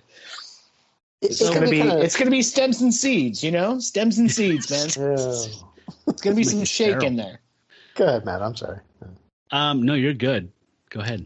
I was gonna say it's like something's wrong when it gets hard to tell which is ruining things, if it's the writing or the acting. And like during that sex scene, I really think like for anybody who's interested in these kind of movies, like you need to at least see it for the sex scene between the two stockbrokers, or maybe between a stockbroker and a prostitute. And then there's a couple things later with Wings Hauser where he eats a chicken wing in a particular way that very much embodies like who he is as an actor. And then he eats it like an apple. Like if you could eat a chicken wing like an apple, savage, like a savage with an apple. Like, how there's like always a guy and he takes an apple and he kind of I'm chill, man. I'm cool. He's like a stock I'm cool, but like also translates to his eating of chicken wings. Right. Yeah. Like, I'm cool, but don't fuck with me. Kind of like I'm looking you in the eye as I eat this apple. Ow. Yeah, I feel like if you had to ask somebody who Wings Hauser is as an actor, like what it is that's so amazing about watching him, you could show them that scene, and that would just like that 6-second clip of her saying, "I saved you a wing," and it's a fairly delicate scene, a romantic dinner. There's some tension, and you might expect something humorous to relieve the tension, but you don't expect Wings Hauser to do what he does, which is to like just seize on it. And use his mouth to like tear all the flesh from the chicken wing bone and one bite. Yeah, but it's not so far over the top that it's like insane, but it's really noticeable. Insane. Yeah, it's there. It's somewhere in the middle, and that's like who he is. It's what he does. Yeah. Do you know what? Maybe he's being playful and and but diffusing the tension from being late for anniversary dinner. Like it makes sense. Yeah. I have a question though, and this didn't occur to me till just now. Is that like maybe he's sort of he's thrown himself into the role of like, wait a minute, my name is Wings, and I'm eating a wing. Like this feels like don't overthink it. Not right. That felt very meta. It was like a. He's like, wait, it's they were like I'm breaking eating a the part fourth of wall. myself. Like, yeah, stupid. I mean, you're preaching to the choir with. I just want to go back to something you guys were saying about the references and like the sophomore kind of, like use of trivia and mythology and philosophy and all that nonsense. Like, I mean, don't get hung up on sophomore. He could be a junior. Could be a junior, right? Well, they don't have those in community college. He redshirted. Which I know that because I went to one. You're right. So, I am a literalist. I don't believe in symbolism, metaphor, any of that nonsense. I don't like literary references. I don't like biblical references, nothing. I believe, and you can argue with me all you like, but like a work of art should be interpreted literally at all times. And so I hate it. And then when it goes so far as to be done so badly as it was in this movie, where it's fine if it's like, look, if you're writing a movie about college professors, who are getting together with like corduroy jackets with padded sleeves to talk about stuff, like you're going to expect clever wordplay, literary references and stuff. But when you listen to these characters talk, and they talk normally for some times, but then we'll break into like telling a story about some pointless mythology or whatever, it's so wrong and it just feels so wrong. So I just wanted to I don't think I meant to jump in back there and I meant to say that, but I'm just saying. Oh, I'm sorry. No, it's a great point. It's a great point. It's like saying like, you don't want a character being like, hey, so what do you want, a beer? And then, and like he talks like that, like, man, well, we got to make this deal. And he's like, so have you ever heard of the Seven Muses? Yeah. This kind of reminds me of that. Let me tell you that. Exactly. You guys know about Euripides, right? Right. Yeah. So like, Orestes was like you just That's like what? Yeah. Like all of a sudden you're like, the cowboy in Big Lebowski, like just come in and you're just gonna be like, so in like olden times, blah blah blah blah. I'm like, Shakespeare said. I love one of my favorite Columbo things of all time is like there's an episode where he goes, well, I guess it's okay. All's well that ends well. Shakespeare said that. It's so funny. That's probably a good segue into. Can someone, maybe you guys can help me, because I could, like at the last 20 minutes I couldn't figure it out anymore. I didn't know what was going on with the movie. I didn't know who murdered who, and I didn't know who betrayed who. It was the 80s, so you had to know who's zooming who. Okay, before we, God damn it, before we jump to the end. Can we just acknowledge some stuff, because I'm still kind of hung up on the beginning act where I felt like this had some, because the middle act is really just all that matters is the setup and the ending. Like the middle is kind of padding ultimately. In the beginning, guys, I was tripping out on the fact that like this was tonally all over the place. So it starts with that. I'm sorry to circle back around 10 minutes ago. It starts with that businessman bullshit, and then it goes to comedy with a stock tip from a sex partner who wants to be cut in, and it's funny, I guess. Maybe. Maybe it was sort of. And then it goes into absolute berserkness so they've already said, okay, Harry Ross is a stockbroker like he was in the first film, and this psycho from the first film, Jo Beth, we meet her. She gets released from prison 5 years after this. And she just comes into his office. Yeah. Can I play this? Because I think it's a funny musical stinger, but I can't tell if it's supposed to be funny or not. Oh, I made a note about that. Come on, Harry. Do you want to see this company go down the tubes or what? This opportunity only comes you once. Listen to me. Now, I don't want to go to jail for you or anybody else. You understand? Carol. Hello, Harry. Jo Beth. I remember thinking when that happened, like, the sting only works when the audience knows who we're looking at. Exactly. Like when they turn around to reveal who it is, and you have never seen them before and have no idea who they are. Like the sting is pointless. Yeah, and it made me laugh out loud pretty hard. No, Jolie and I literally laughed out loud when that happened. That music cue. It was a big moment. It was just like, what? So what's funny is if you're coming to this from Bedroom Eyes 1, you're expecting Deborah Law, who played Jo Beth McKenna in the first film, the Irish Canadian singer who immigrated to Canada and became an actress.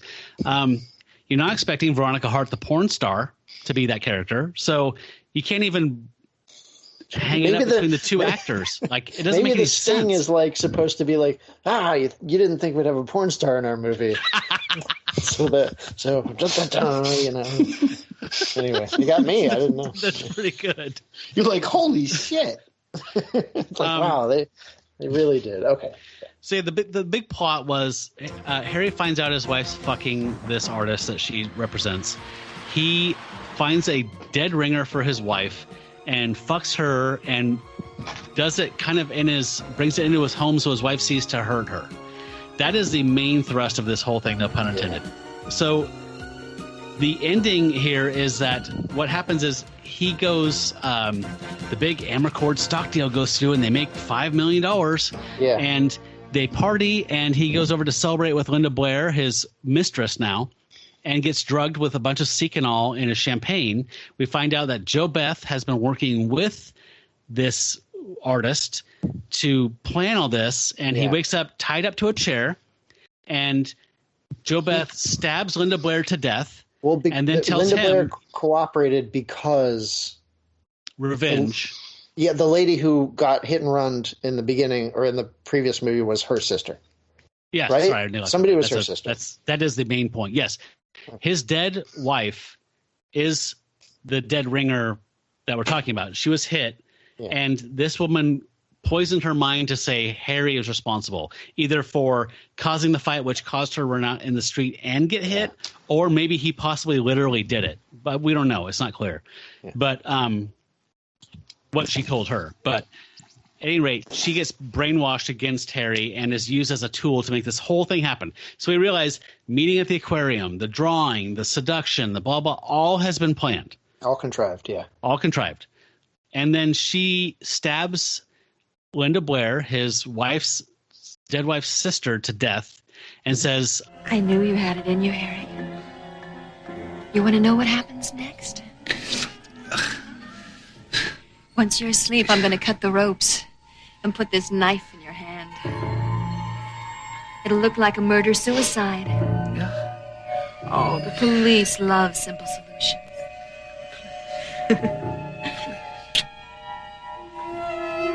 And says, I drugged the shit out of you. I'm going to, when you pass out, I'm going to put the knife in your hand, wipe my prints off, put the knife in your hand, and shoot you in the head and put the gun in your hand or whatever. And so you take the fall for all this.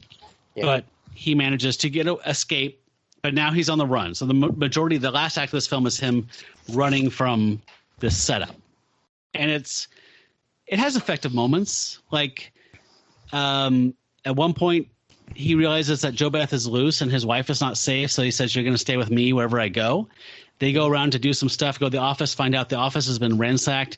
The 5.5-inch floppy disk is gone that had this illegal exchange on it.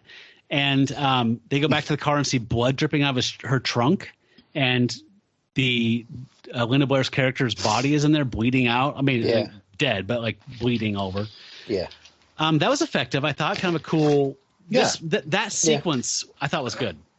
Yeah, I agree. The only thing that I had an issue with was, I mean, I know he's got to do it, but he's got an amount of Seconal in his system that's supposed to kill him, right? So, and then he leaves and he drives away, and it's like, oh man, I'm really tired, I'm groggy.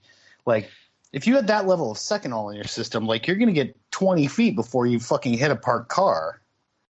You know what I mean? Like, it was like, but he's like driving across town, whatever, and he's just like, okay, I gotta stay awake. Yeah, he was slapping himself and putting his head out the window. Yeah, just like trying to doing that thing where you shake your head, like shake it off, and it's like, no, man, you're not gonna know fucking up from down. Like, see, to me, I just fucked. To me, that was just the Wings Hauser factor. Like, yeah, if that happened to me, I would have plowed into the first parked car. But that's Wings Hauser. Okay. So. Okay, I mean, he might be like George W. Bush and like have spent his whole youth practicing like driving all coked up or drunk or whatever. I mean, like, you know, and by the time you get to a certain age, you know what to expect. You're like, all right, I'm just gonna let the little coke fiend in my brain just take over and just ride on into the sunset. Well, and how far is it across Toronto? Like 4 blocks, 5 blocks? It's where is Toronto? 20, I think it's 20 blocks. It's most of Canada. That's right.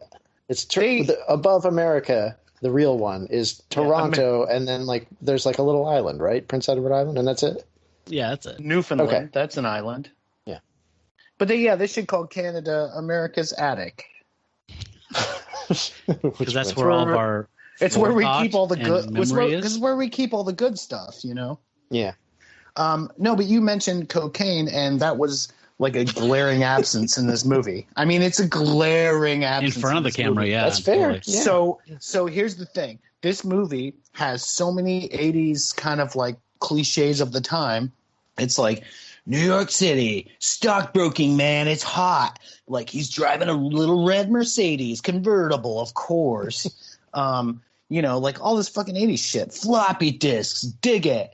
And then like classical and then music. it's like Wait, no. yeah, classical music. we classical music, and then like different Hi-fi voice, cassettes. like different tone of voice. He's like, we still love it. Yeah. Classical music, we still love it. And then he's like, did I mention floppy disks? Also, no cocaine, which was everywhere, especially in Wall Street. Like, what the fuck? Like, you had one art galleries and Wall Street. All art galleries. You had one super organic opportunity to introduce cocaine into the story if he wasn't already a cokehead, which was, first of all, his little buddy seems like the kind of guy who would have coke on him all the time and be coked up. Second of all, he's on Seconal. The only thing that's going to snap him out of it is do some fucking lines, do a bump. Bolivian That'll marching get you powder. just, that'll just be enough to like, so I can drive to the thing or whatever. And it's like, and they were like, no, like I have to imagine they didn't have the budget for baby laxative, or Wings said, no, I'm not snorting cocaine on screen. I mean, maybe like when you have done enough action, like as Matt suggested, maybe when behind the scenes enough cocaine went down, you don't want to call a whole lot of attention to that, so you kind of leave that out of things, you know. Oh, so they're like, oh, that'd be embarrassing for us. That's what they call a line item, that cocaine amount, and I don't want to no attention pun from the intended, producers right? and the backers to that. Like, oh wow, 75% of the budget was cocaine. Well, I wonder if they were actually like, you know, someone was like, he should do cocaine in this scene, and they're like, well, and they didn't know that, like in movies, they do, or maybe it was when in movies you just would do cocaine. They wouldn't do baby laxative. They wouldn't do fake cocaine, and they're like, no, that's a waste of cocaine. So they originally had like, he's going to do coke and then he'll drive. He'll be like good enough to drive because he's amped up now. And they're like, so where's the coke for the scene? Yeah, like a very real cinema verite shit. effort was made to like get some real coke for him to do in a scene, but it just kept disappearing. It was weird. Like it wasn't there when they were the gaffers and the lighting crew fucking snorted it, man. What are you talking about? There was this big bag, and like they thought that was for them. You know, Joe, what movie would have done that? Tough Guys Don't Dance. They would have absolutely. His character in Tough Guys Don't Dance would have snorted a rail to sober up enough to drive across the town. Absolutely. And it would have been real. You would have been like, oh, it would have been real. We found out 10 years later. Norman Mailer and Wings Hauser did. They did a practical joke on me. I was expecting baby laxative. Then I snorted it, and that reaction, that's real because they gave me real coke. And I'm like, you got me, guys. Woohoo, you got me. Did you guys hate the cops as much as I did? Ugh. This one? Not the one dressed as a breakdancer who was trying to book the two boyfriend prostitutes. No, the cops in the interrogation room. This guy, like those guys, and he's like, listen, I'm affecting a New York accent a little bit. I'm leaning into it a little too hard. Can I play this? It was driving me crazy. I hated it. But you think my wife found out about me and Sophie, so she killed her, put her in the trunk of the car, and then somehow forgot to dump the body. Is that what you're thinking? Mr. Ross, our evidence includes a body in the trunk of your wife's car, photos taken of you by the victim, your admission that you were having an affair with the victim, and a knife in the trunk of your wife's car that matches the entry wounds in the victim. If you were me, what would you think? You know, if I were you... I love him. Good. I wouldn't change anything. I'm glad I found an audience. Yeah, it's like a young Abe Vigoda meets a young George Segal, but they both were like community theater, and this is their big break, and they're like, what am I doing again? Like, they lost the New Yorkness and went into like, like, you're not in the fucking Godfather. What are you doing? Like, we're in New York, right? Okay, I got this. We're in New York. I can do a New York accent. Like, hey, I'm walking here. Hey. Whoa, that scene felt a little real because I've known people who had like just ridiculous accents. And I don't know how much of that is like organic and how much of that is just like, you identify with a particular thing, and it becomes a subconscious sort of affectation. But it brought me a little closer to home. And there was only one other scene in the movie that did that, which is You're kidding me. Wings. Well, I mean, you're fucking with me, right? I'm being serious. I can't tell either. You're fucking with me. You're fucking with me. Listen, you saw that scene. You're like, oh wow, I relate to this. Yeah, I loved it. That was one of my. I like the cops in this movie. So, what was the other scene that made you feel that way? Yeah, sorry. It was when Wings Hauser stole Linda Blair's underpants and put him in his coat pocket before he left. Very relatable. Yes, you relate to that. Yes. Super relatable to steal a lady's underpants and put them in your bag. Yeah. Hey, we've all been there, right? Yeah. Who among us? You guys are kidding. Stole a pair of panties so you can sniff them later. I forgot this is Road Riffers. I should have tempered that a little bit, I guess. We've all been there. Joe, didn't he really steal them so that his wife would find them? Yes. Yeah. Okay. Just making sure. His plan is clearly to sleep with her, have evidence of sleeping with her, invite her over under the pretense of my wife will discover you and give you a show, and then fuck her in the hallway and get caught doing it. Yeah. So that she will feel the way he felt when he got bedroomized too. And look, that's a good example of where the original script would have worked better, because it turned out to be her handkerchief. And if it had been her underpants, then when I think Caroline is her name, when she said she has excellent taste in perfume, and then she notices it again later, or had said it once when earlier. Sophie arrives, just would have meant something so different, and right? I think it would have worked better. He tries to write it off. He's like, "Oh, that's my secretary, and she forgot it, and I was going to give it back to her, and then she left." Lovely taste. And if that had been underpants, better movie. He couldn't have been out there. I don't know. My secretary left it, and she but left her underpants. But that's a shit lie intentionally to make her suspicious, right? Right. Yeah. Okay. Just making sure I was following all the nuance. No, it's clever. But when he first picks him up, I'm like, who has a fucking handkerchief in the 1980s? So when he first picked it up, and it's silky. It's pink and silky, and I was like, that has to be underpants. Gotta be underwear, right? Yeah. And it's also look, it's ladies. We call them underpants because it's sexier. But he definitely I mean, I know the rip wasn't that great, so it's the fidelity. I was just like, it's pink. It looks kind of maybe it's a silky thing, and they just fucked. I have to assume it's underpants. My mind doesn't go, that's probably a handkerchief. Right. Yes. And plus it's Wings Hauser. She probably gets little boogies. She probably walks through the city and gets little boogies and has to do a wipey, and she has a little pink handkerchief and does a little wipey on her nosy. I'm not thinking that. I'm thinking that's her underpants. But why would a guy take a handkerchief? Pause for a second and remember we're talking about Wings Hauser. It wouldn't have had to be crucial to the plot at all. We all would have believed it and accepted it if Wings Hauser had just stopped and stolen some underpants in the middle of a scene, and it never came up again. That is literally what I thought when it happened, and just that is true. Yeah. Yes. It did. He's a stock trader. He's a piece of shit. It about 50% occurred to me this will never come up again. As much as half of my brain was this will never come up again, and half of my brain was oh, this is such a Chekhov's gun thing. It makes my brain sad. Yeah. This is so going to come up in a big way that it makes me sad for the entire production. The first line where that happened was when Jo Beth or whatever, she says, yeah, I was in prison for 5 years. I studied computers while I was in prison. Mm-hmm. And then later on, somebody's like, I thought she was joking when she said that. And I was trying to understand how that could be a joke. But, I don't know humor. Because our prison system is not you can barely in the 80s, you could barely study.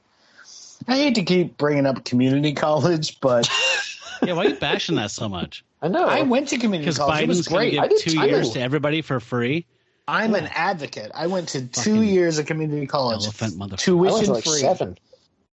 It's great. Community college is great, but what they weren't teaching in 1985 at community college was computers probably. And they definitely weren't teaching in the prison system.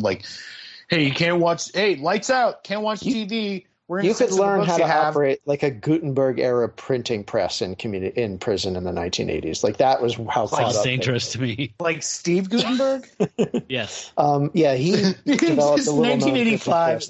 1985, and they're like, here's our Steve Gutenberg printing press. It will only make Police Academy stuff. Maybe the occasional short circuit, but it's a computer technically. Yeah. Okay. We're going to go into the final act here, or just kind of wind this up. But I wanted to play a scene that I like, which I feel like is where Wings got to do the most wingsing, which is when he confronts his wife, or he comes home after his wife knows that he's had an affair, and she's making salsa or chili, and they have this very terse talk. I just needed to be needed. If you want to be with Sophie. I don't want to be with Sophie, goddammit. This isn't about Sophie. It's about you and me, lady. You understand? You and me. And I did what I did to get back at you, all right? I said it. I wanted you to feel what I felt. I wanted you to feel the same goddamn pain. And I thought maybe, Jesus Christ, I thought maybe I could get you to stop doing what you were doing. Get me to stop? Yeah, that's right. Don't you ever get tired of manipulating people? Don't you know that if you wanted to know, all you had to do was ask? Right. Now, here come the tears, right? I'm not crying, it's the onions. You're not crying. You know how much I like onions? And I like tomatoes, and I like green tomatoes? peppers. Here, got some tomatoes. And garlic. Oh, Christ, now what? I cut my hand. She would have, the way she did that, she would have like had to get stitches or like get her finger reattached. She's like chopping vegetables like with like a plum. Yeah, with a plum. She's like, yeah, with yes, very much. Like I don't know if that implies an artistry. I feel like she's really up and down hacking at it, like bah, bah, bah, bah, bah. I don't know what I'm doing. I'm the least like OCD whatever person, but like the fact that she was changing ingredients without like completely wiping the board with a blade to like start fresh was driving me fucking nuts. How did like, the whole thing was nobody else driven nuts by the fact that giant bowl of marinara or salsa or whatever it was never hit the floor and shattered to a million pieces? I know. You're right. She was making spaghetti sauce. You're right. She was. That's what we were waiting for, though. That's Chekhov's like bowl of spaghetti sauce, and it never killed anybody. If you see a bowl of spaghetti sauce on the mantle in the first act, oh, that shit's gonna get eaten by act 3. Oh. So there's unfurling revelations of twists and turns and people that were involved that we didn't think were involved, and etc. And a happy ending, really. Mm-hmm. It is. I mean, not for Wings, not for anybody else. As much as a guy falling down an elevator shaft can be in a happy ending, it very much was. Well, wait, did that happen? Did I miss that? Well, he was the trivia guy, so fuck that guy. Matthew Soto. The artist guy, yeah. Yeah. So he went down the elevator. So he was so in love with Carolyn that he was willing to kill Wings, and they had a little tete-a-tete in an open elevator shaft. And that doesn't seem nice. Yeah. Hey, Jack, guess who won? Oh, that's totally Wings. Not the artist guy's name you don't know, but Wings fucking Hauser, dude. That's what happened. And isn't it so convenient that like everybody else had to die, like, but at the same time, and in the end, and I assume this is what the end scene meant. It's very convenient. He like leads his Caroline, I think again is her name. I'm not sure if that's it. Is he's like leading her out the door, I guess, to go because you hear sirens approaching, and I guess to go confront the police, and she's obviously going to admit everything. And his insider trading deal never goes sour, and I assume he's just a millionaire now. Yep. Well, we'll find out in Bedroom Eyes I, which is how you pronounce it. Yeah. So they made a TV movie called Bedroom Eyes in 2017. TV mature that says it's a thriller. A beautiful webcam seductress. Starred in it, or? No, a beautiful webcam seductress finds herself in the middle of a gruesome murder mystery when her voyeuristic clients start turning up dead. See? Is this just a spiritual successor? I mean, if it has in no way related. Look, voyeurism is the common thread that runs through all three of these movies. The first one, where the guy goes jogging and is a voyeur, and the second one, where Wings is a voyeur and sees his wife cheating on him, and then obviously the third one. So that one stars. No. Like, I feel like nobody does like a basic Google search when they name shit anymore. No, they don't. Like, and it starts bands either. That's lawyer work. Bands just start without checking the internet. They're like, we're not going to Google this or have a Googleable name. Like, and I don't mean to bring this off the rails, but like, I was just like looking at like Hulu Live, and it was like, this was like yesterday. It was like, oh, Final Space, and I thought it was the show that has like Melania Weintraub, who like you probably know best as the AT&T girl. But it also, this show was like a space show, and it had Eugene Cordero, and it had Joel Hodgson in it, and friggin' Crow did a voice as this robot on this thing. So they did like they were in the show, and it did like one Trace season. Beaulieu Like, or Trace Beaulieu, yeah. Okay. And I was like, oh, is it this? And it's like, no, it's some bullshit animated thing on Adult Swim. I'm like, what the fuck?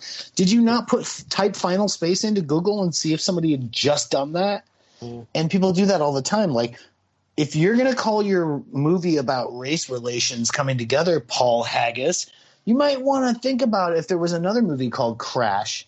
Maybe a couple years before by a major director that 3 literally years like before. I understand why that's called Crash. It's about people getting off on car crashes. But your movie is like, oh, well, it's called Crash because, like, you know, worlds collide. Like, you could have called it fucking something else. Like, call it Worlds Collide. Yeah. Call Worlds Collide. You owe me a Coke, Matt.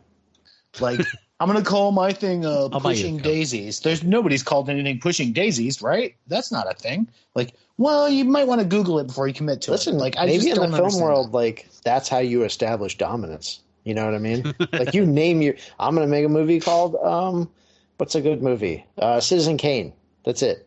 My perfectly original movie idea. That's what it's going to be called. It's going to be about two guys who want to take a trip out to Las Vegas, and the one loses all his money, and so they have to become And one of prostitutes. them is Santa Claus. Right. The other one is Santa That's Claus, not the one who becomes Kane a with a prostitute, C. because that would be weird. And that's Citizen Kane with a C.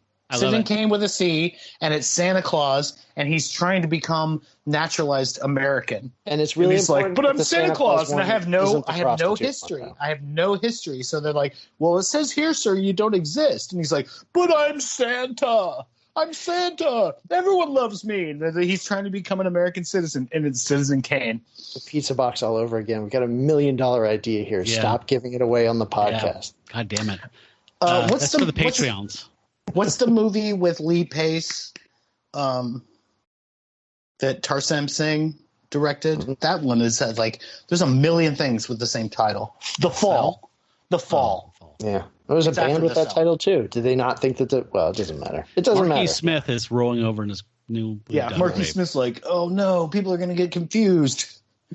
But there was like The Fall, and there's all these Italian things called The Fall, and then there was then they put TV like series. the They TV could've series named it The Fall Guy. with Gillian Anderson, right? Yeah, which is fucking awesome. Or Gillian Anderson. I don't know how Super, to say it. super depressing. We're not, Right, so we're like that Norwegian ass thing. And not they're going to like, say this is The Fall. Majors and the Fall Guy then, I guess. No. Right, and then there's the season The Fall. That's confusing, Yeah. right? Yeah. I'm like, can we call it autumn? Because nothing else is called autumn, but everything's Might be called pumpkin fall. spice season.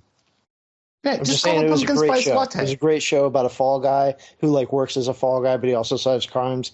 And like the blonde who was his co-star was super hot, and she did that movie about the motorcycle where she does kung fu. Like, you know, we could get there. Fall I'm just Guy. saying we could get there. Yeah. Like, let's, you know. Let's do it. Okay. That's what they call him. The fall guy is like, that's what they call stuntmen. It's Thank like, you. Yeah, we need to get a fall guy over here. Yeah. Can I He just doesn't like mention punching something people, real it makes quick? his hand hurt. Yes, that Matt. I'm hung up sorry. on before we. So remember I mentioned that there was a 2017 version that's probably not Yeah. related at all. Okay, so the star, her name is Pristine Edge, and she is already a 6-time 2016 Spank Bank Awards nominee. I was going to say, a that 3-time sounds 2018 like Spank an adult Bank Awards thespian nominee, name. a 3-time 2019 Spank Bank Awards nominee, and a 1-time 2018 XBiz Awards nominee, and winner of the 2016 Spank Bank Technical Awards for Pint Sized Goddess. Because Matt, she's I just use 5'3". IMDb. What do you look up movies on exactly here? I'm on IMDb. They have Spank Yeah. Bank? Do you think when she accepted those awards, she was like, "I just like to thank all the masturbators"? I hope so. We put a lot of work into that. Keep on jerking, guys. Keep on jerking it. Well, so okay, Crazy. so yeah, like what is it? What did they call it? Like adult film thespians or whatever. So maybe there's another connection for that one. Yeah. Porn thespians. Wait, what were they called? Porn thespians. Yeah. So let's do final thoughts on the film. If there's any you have left that you didn't squeeze out of your member before we go into final judgment. Yeah. I got nothing. I mean, it's that like my big like lingering thought that didn't have to do with anything else was that like, how did cocaine not come up? Yeah. Like now that you guys mentioned that, I'm kind of hung up on that too. It's like a glaring omission for like you're checking all the boxes and the one you left unchecked for this movie was cocaine. Yeah, Okay. Bright Lights Big City had all that cocaine and this had none. Maybe they were trying to Secret of My Success, Wall Street, Wolf of Wall Street. Like any of these are going to be my recommendation, pretty much. Wait, they didn't do cocaine in Secret of My Success. That was a very wholesome movie, with the exception of wholesome Joe. What? Because Supergirl was in it? Okay, I'm sure there was cocaine in that movie. No, they saved up him porking his aunt or something. Yeah, something like that. Yeah, that was the least wholesome moment. Right, a family movie. But it's not blood aunt; it's his aunt by marriage. Yeah, so exactly. It's not that gross. Oh, okay. It's just emotional incest. Who among us, okay, hasn't it? It's, well, anyway. Yeah, I don't want to get into We a all judgy have a space. hot aunt. However, I do want to get in the judgy space of final judgment. Yeah. I'm sorry, I didn't mean to. So if you're a person who says that this is cool or this is trash, I want to know why you chose that. And then if you do think it's trash, I need an antidote or something to kind of make up for this. It could be related to this film or it could be totally random, just something you just want to recommend. Okay, I'll kick it off. So I already gave all my recommendations basically, but I'm going to say trash. And antidote is, look, I haven't even seen Wolf of Wall Street, but I've liked all of the other Martin Scorsese's movies that I've ever seen. So, and people seem to love it. So how bad could it be? So if you want to see like Wall Street people going insane, see that. Wall Street has Michael Douglas. You could watch Ferris Bueller's Day Off. That's usually on TV. You could also watch... just one antidote is totally sufficient. Oh, no. I was going to say there's an episode of Hunter. I told you about this where I was like, Wings Hauser is in an episode of Hunter. Episode 8 of season 1. I love it. It's episode great. 8 of season 1. And he's like a cowboy hat wearing bounty tough hunter guy. Yeah. He's a bounty hunter. That's a good fucking episode. It's you can watch that on Hulu if you have Hulu. And he's great at it. And I'm like, if you good. want totally Wings Hauser and you don't want to suffer through a bad rip of something, Hunter's on all the time, and like Matt said, you can get it on Hulu. So that's like my true, honest recommendation is like, and Hunter's not a great show. It should be called Hunter and McCall because, come on, let's give double billing. Like the gal's doing a lot of the work. Stephanie Kramer is doing half the work, and it's like we have Simon and Simon, we got Jake and the Fat Man. Like it should be Hunter and McCall. Look, the billing Silver goes according and to spoons. pay. Okay, Silver she and made spoons. 30% of what he made, and that's how the billing works. Magnum and TC and Rick, you know, Knight Rider and Carr. Like I thought Knight Rider was the car. No, he's the Knight Rider, and the car is He the rides a kit. Knight. No, he's the Kit Rider then. He's Kit Rider. You're right. They should have called it Kit Rider. Yeah, There's probably a porn version of that somewhere. Oh, for sure. Yeah. And David Hasselhoff probably started. Okay, circle all the way back around to Revenge of the Cheerleaders, which has a scene where David Hasselhoff dances, and it's amazing. So if you haven't seen that, go see that. That's not my final thoughts, but just we circled back around to David Hasselhoff, and I had to. No, you have to. I've never seen Revenge of the Cheerleaders, so It's a lot of soft porn, but also David Hasselhoff not doing any. So that sounds good. Yeah. So you final want thought? Okay, I'll do a final thought then. This it just didn't have enough Wings Hauser in it to be like great Wings Hauser movie, but I still think it was absurd enough to watch. Like I said, like you have like what looks like footage shot for an ITT Tech commercial with gothic organ music playing over it, you know, and he eats a chicken wing in a way that made me feel good. And I don't, you know, so watch this. But if you're not familiar with Wings Hauser or why people love him, I would say go watch Get Even. And if you've seen Get Even, watch Champagne and Bullets. You know, that's. But this is cool. I liked it because it was like bad enough in all ways to be entertaining. And when I say bad, I just mean like weird. So yeah, I think this is cool. I don't think it needs an antidote, but also you should watch Get Even. I'm with Jack on this one. I walked into this one cold, doing research for a previous Wings Hauser month, and I think I was really stoned. And I started watching it and thought, okay, this is a shitty stockbroker dramedy something. And as the story unfurled, it got weirder and weirder, and I was getting higher and higher, and I was just like, this is so dark and absurd that I can't not like it. Like, it's just a really good, shitty, noirish, neo-noir, whatever, thing. So I enjoyed it. There wasn't enough wings. I totally agree. Yeah. He only had a couple big scenes where he got to really emote and do wings-ish stuff, but I love neo-noir. I love film noir. I love crime stuff. So I'm sold on it. I don't like erotic thrillers per se, but I was just going to say, I love nudity, so that I'm sold on it. Sorry, Yeah, but I totally agree with you, Jack, that if you are a person who's listened to this show and said, I have yet to delve into a Wings Hauser movie, but I'll give it a shot, and this is not the one. This is for fans only. Completists only. Yes. But it's a cool for me as far as just a B movie, sleazy, erotic thriller, blah, blah. I totally enjoyed it. I watched it twice, and I didn't play solitaire on my phone at any moment in time. So. And if you need more nudity, start with Bedroom Eyes 1. There's a bit more of that, But I actually would like to. I'd like to qualify my my judgment by saying that I did have a lot of fun with this. Like, I didn't feel like it was a complete waste of my time. Somehow I had enough fun with this thing to where I'm like, well, like sometimes I forget when I do these judgments. It's like, well, it's not supposed to be a good movie. It's like, was it fun to watch as a bad movie?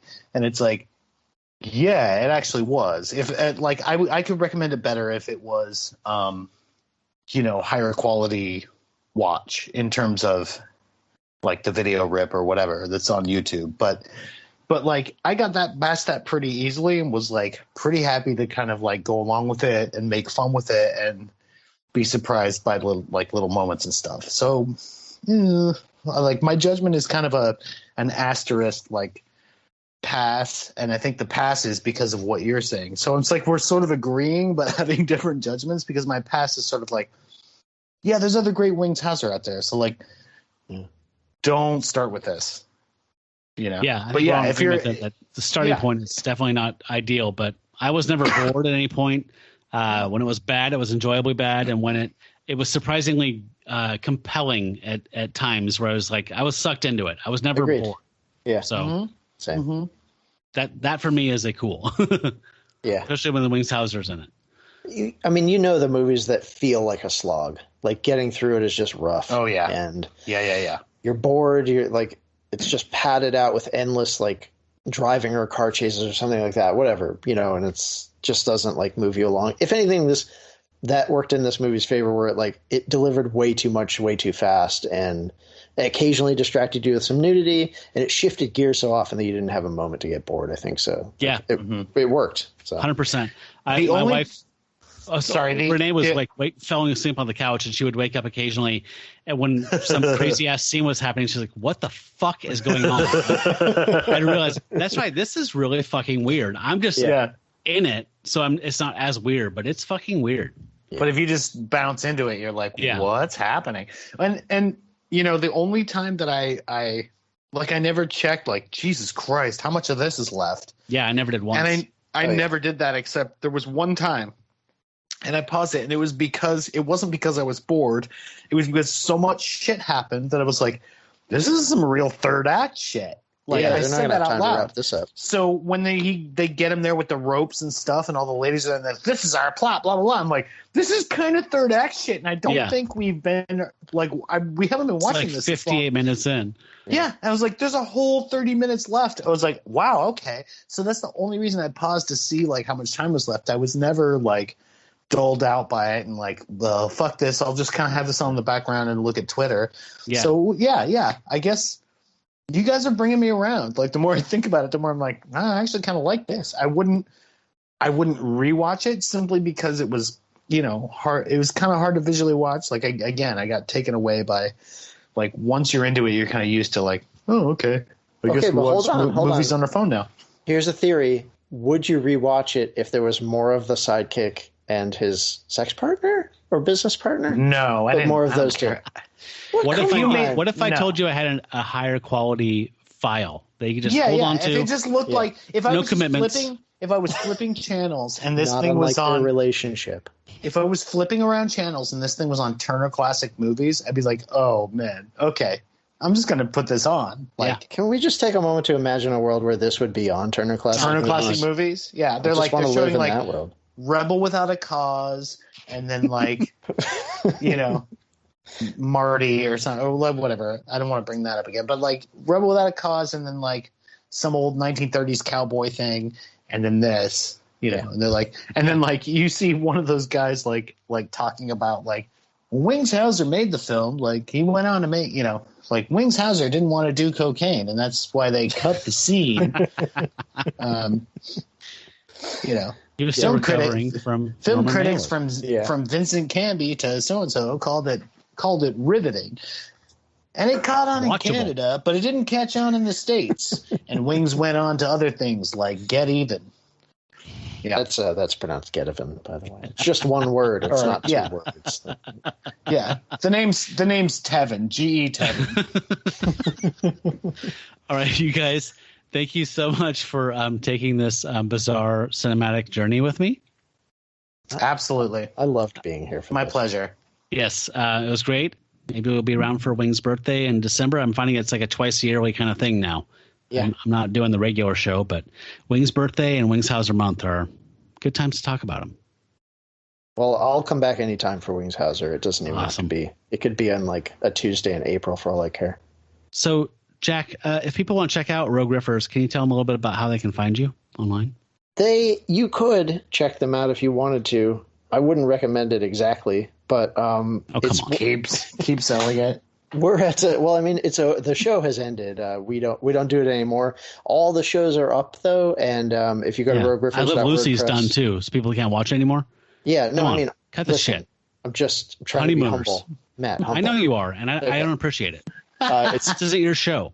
I think it was a great show. You can go to rogueriffers.wordpress.com or whatever it is. Yeah, and go check it out. The archives are all there, all like 50 episodes. Don't start with the beginning because we really had not nailed the show.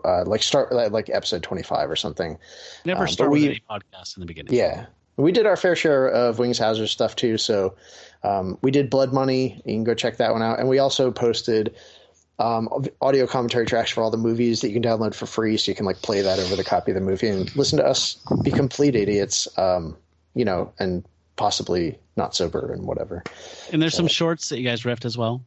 Yeah, it's just you can go scroll through the whole thing. Like we did it. We tried our hand at a lot of stuff and just spreading the honey around, man. Yeah, thank you. I appreciate that. I happen to love doing that show. So maybe it'll come back someday. Who knows? But anyway, I enjoyed the show as well, and it was fun briefly being in a network of psychotronic podcasts with you. I know, right? Oh, those are the days. Too bad you had to say the S word in some goddamn promo and blow the whole thing up. Listen, kids need to know. No, they don't. Okay. Joe, what about you, man? You got like do you have a site or anything going on? Gallery? Virtual? No, I don't. No. It's expensive, and I don't make enough stuff to warrant doing like a yearly. Yeah, I know. You know what I mean? No, I know. I could do like a friggin' Squarespace or something. But I'm just, Joe, you could plug Rogue Riffers if you want. You can plug that. So check out Rogue Riffers. It's on cozytv.com. It's usually right after Golden Girls. Cozy. It's a Cozy TV.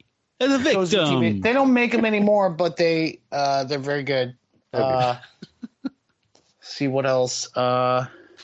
Watch Leica movies. Yeah, watch Leica movies. I'm not saying I work for them or You're not saying you don't work for them. I'm not saying I don't work for them, and I definitely don't get. I know I don't get any money. Like if more people see that shit, because if that was the case, I'd be fired after the last movie. How would one watch these so-called Leica movies? Oh, like Coraline, Paranorman. It's like Netflix or I don't know. Amazon and stuff. Like there's usually streaming service. So here the movies are Coraline. Right. Caroline, and what's the other one? Great plug. Paranorman. At least I spelled my podcast name right. Paranormal. Two Strings of Ouzo. Yeah, the Ouzo and the Two Things, and Sasquatch Band. Missing Drinks, I think, is the other one. It's about a Bigfoot. So, yeah. Oh, and I'm on support or don't support Joe by watching or not watching these films. Yeah, whatever they are. Maybe. I'm on Twitter at ugdoof at ugdoof.com. That's UGGDOOF. Ugdoof. Ugdoof. It means like it was a friend of mine's childhood name. Like a friend of mine's friends. He's like, I grew up with these guys. And they had crazy names, and one of them was like Ugdoof. We don't know why, but we called him Ugdoof. And I'm like, can I use that for my Twitter handle? And he's like, yeah, absolutely. I'm like, somebody needs to use that name. It's fucking amazing. It is. And amazing. it just sounds like a clumsy dummy, and I love it. I'm like, yes, Ugdoof. So at Ugdoof on Twitter. Joe's on Twitter making wry, funny observations and tweeting jokes that are always good. Oh, and go see the Minders. They have a show coming up. I'm supposed to play a few songs with them. Yeah, that's in Portland. The Minders have a new album coming out called Psychedelic Blacktop. It's out in like a month, I think, but I'm not sure. We'll see. Well, we'll put some details in the show notes. Jack, are you still on Twitter, or are you done with Twitter? Nah, I tweet like once a year. Yeah, once a year. Christmas, just Christmas, and be like, is your Insta thing kind of a more private thing? No, you can look at my Instagram. I mostly I take photographs, so I mostly photography's just post, great. Like, photography. Thank you. I love photography. Are you an Insta? Yeah, that's Cyrano138, CYRANO138. Which is usually where people do the photo stuff, right? Yes. Yeah. Check Jack's photography out there. That's good stuff. I love it. Thank you. Yeah. I love it. I do love the idea of you being on Twitter just to go on every Christmas and be like, Jesus is king. Jesus is king, exclamation point. And it's my last tweet was like about how the 4th of July fireworks shortage was not a bad thing, you know? They're not funny or anything. I posted some funny stuff. I tweeted once about how like Friday the 13th was racist because Jason pushed that black guy overboard and then just assumed he was dead. Yeah. You know? So like there's probably a few gems in there. That's funny. That was Jason Takes Manhattan one. That was a belly laugh. So anyway, but most of the time you're like once a year you're like they really ought to put a stop sign here. Exactly. That's what it is now. So feel free to go check that out. I think it's like Road Rippers or something. I don't know. You might want to check out Next Door. Yeah. All right. Well, you guys, thank you so much for joining me for this. I needed a good laugh after a long week. Thanks. This was an absolute joy. Yeah. It was great. All right. Well, for That's Cool, That's Trash, I'm Matt Howell. I'm Joe. And I'm Jack. And you folks out there, stay trashy.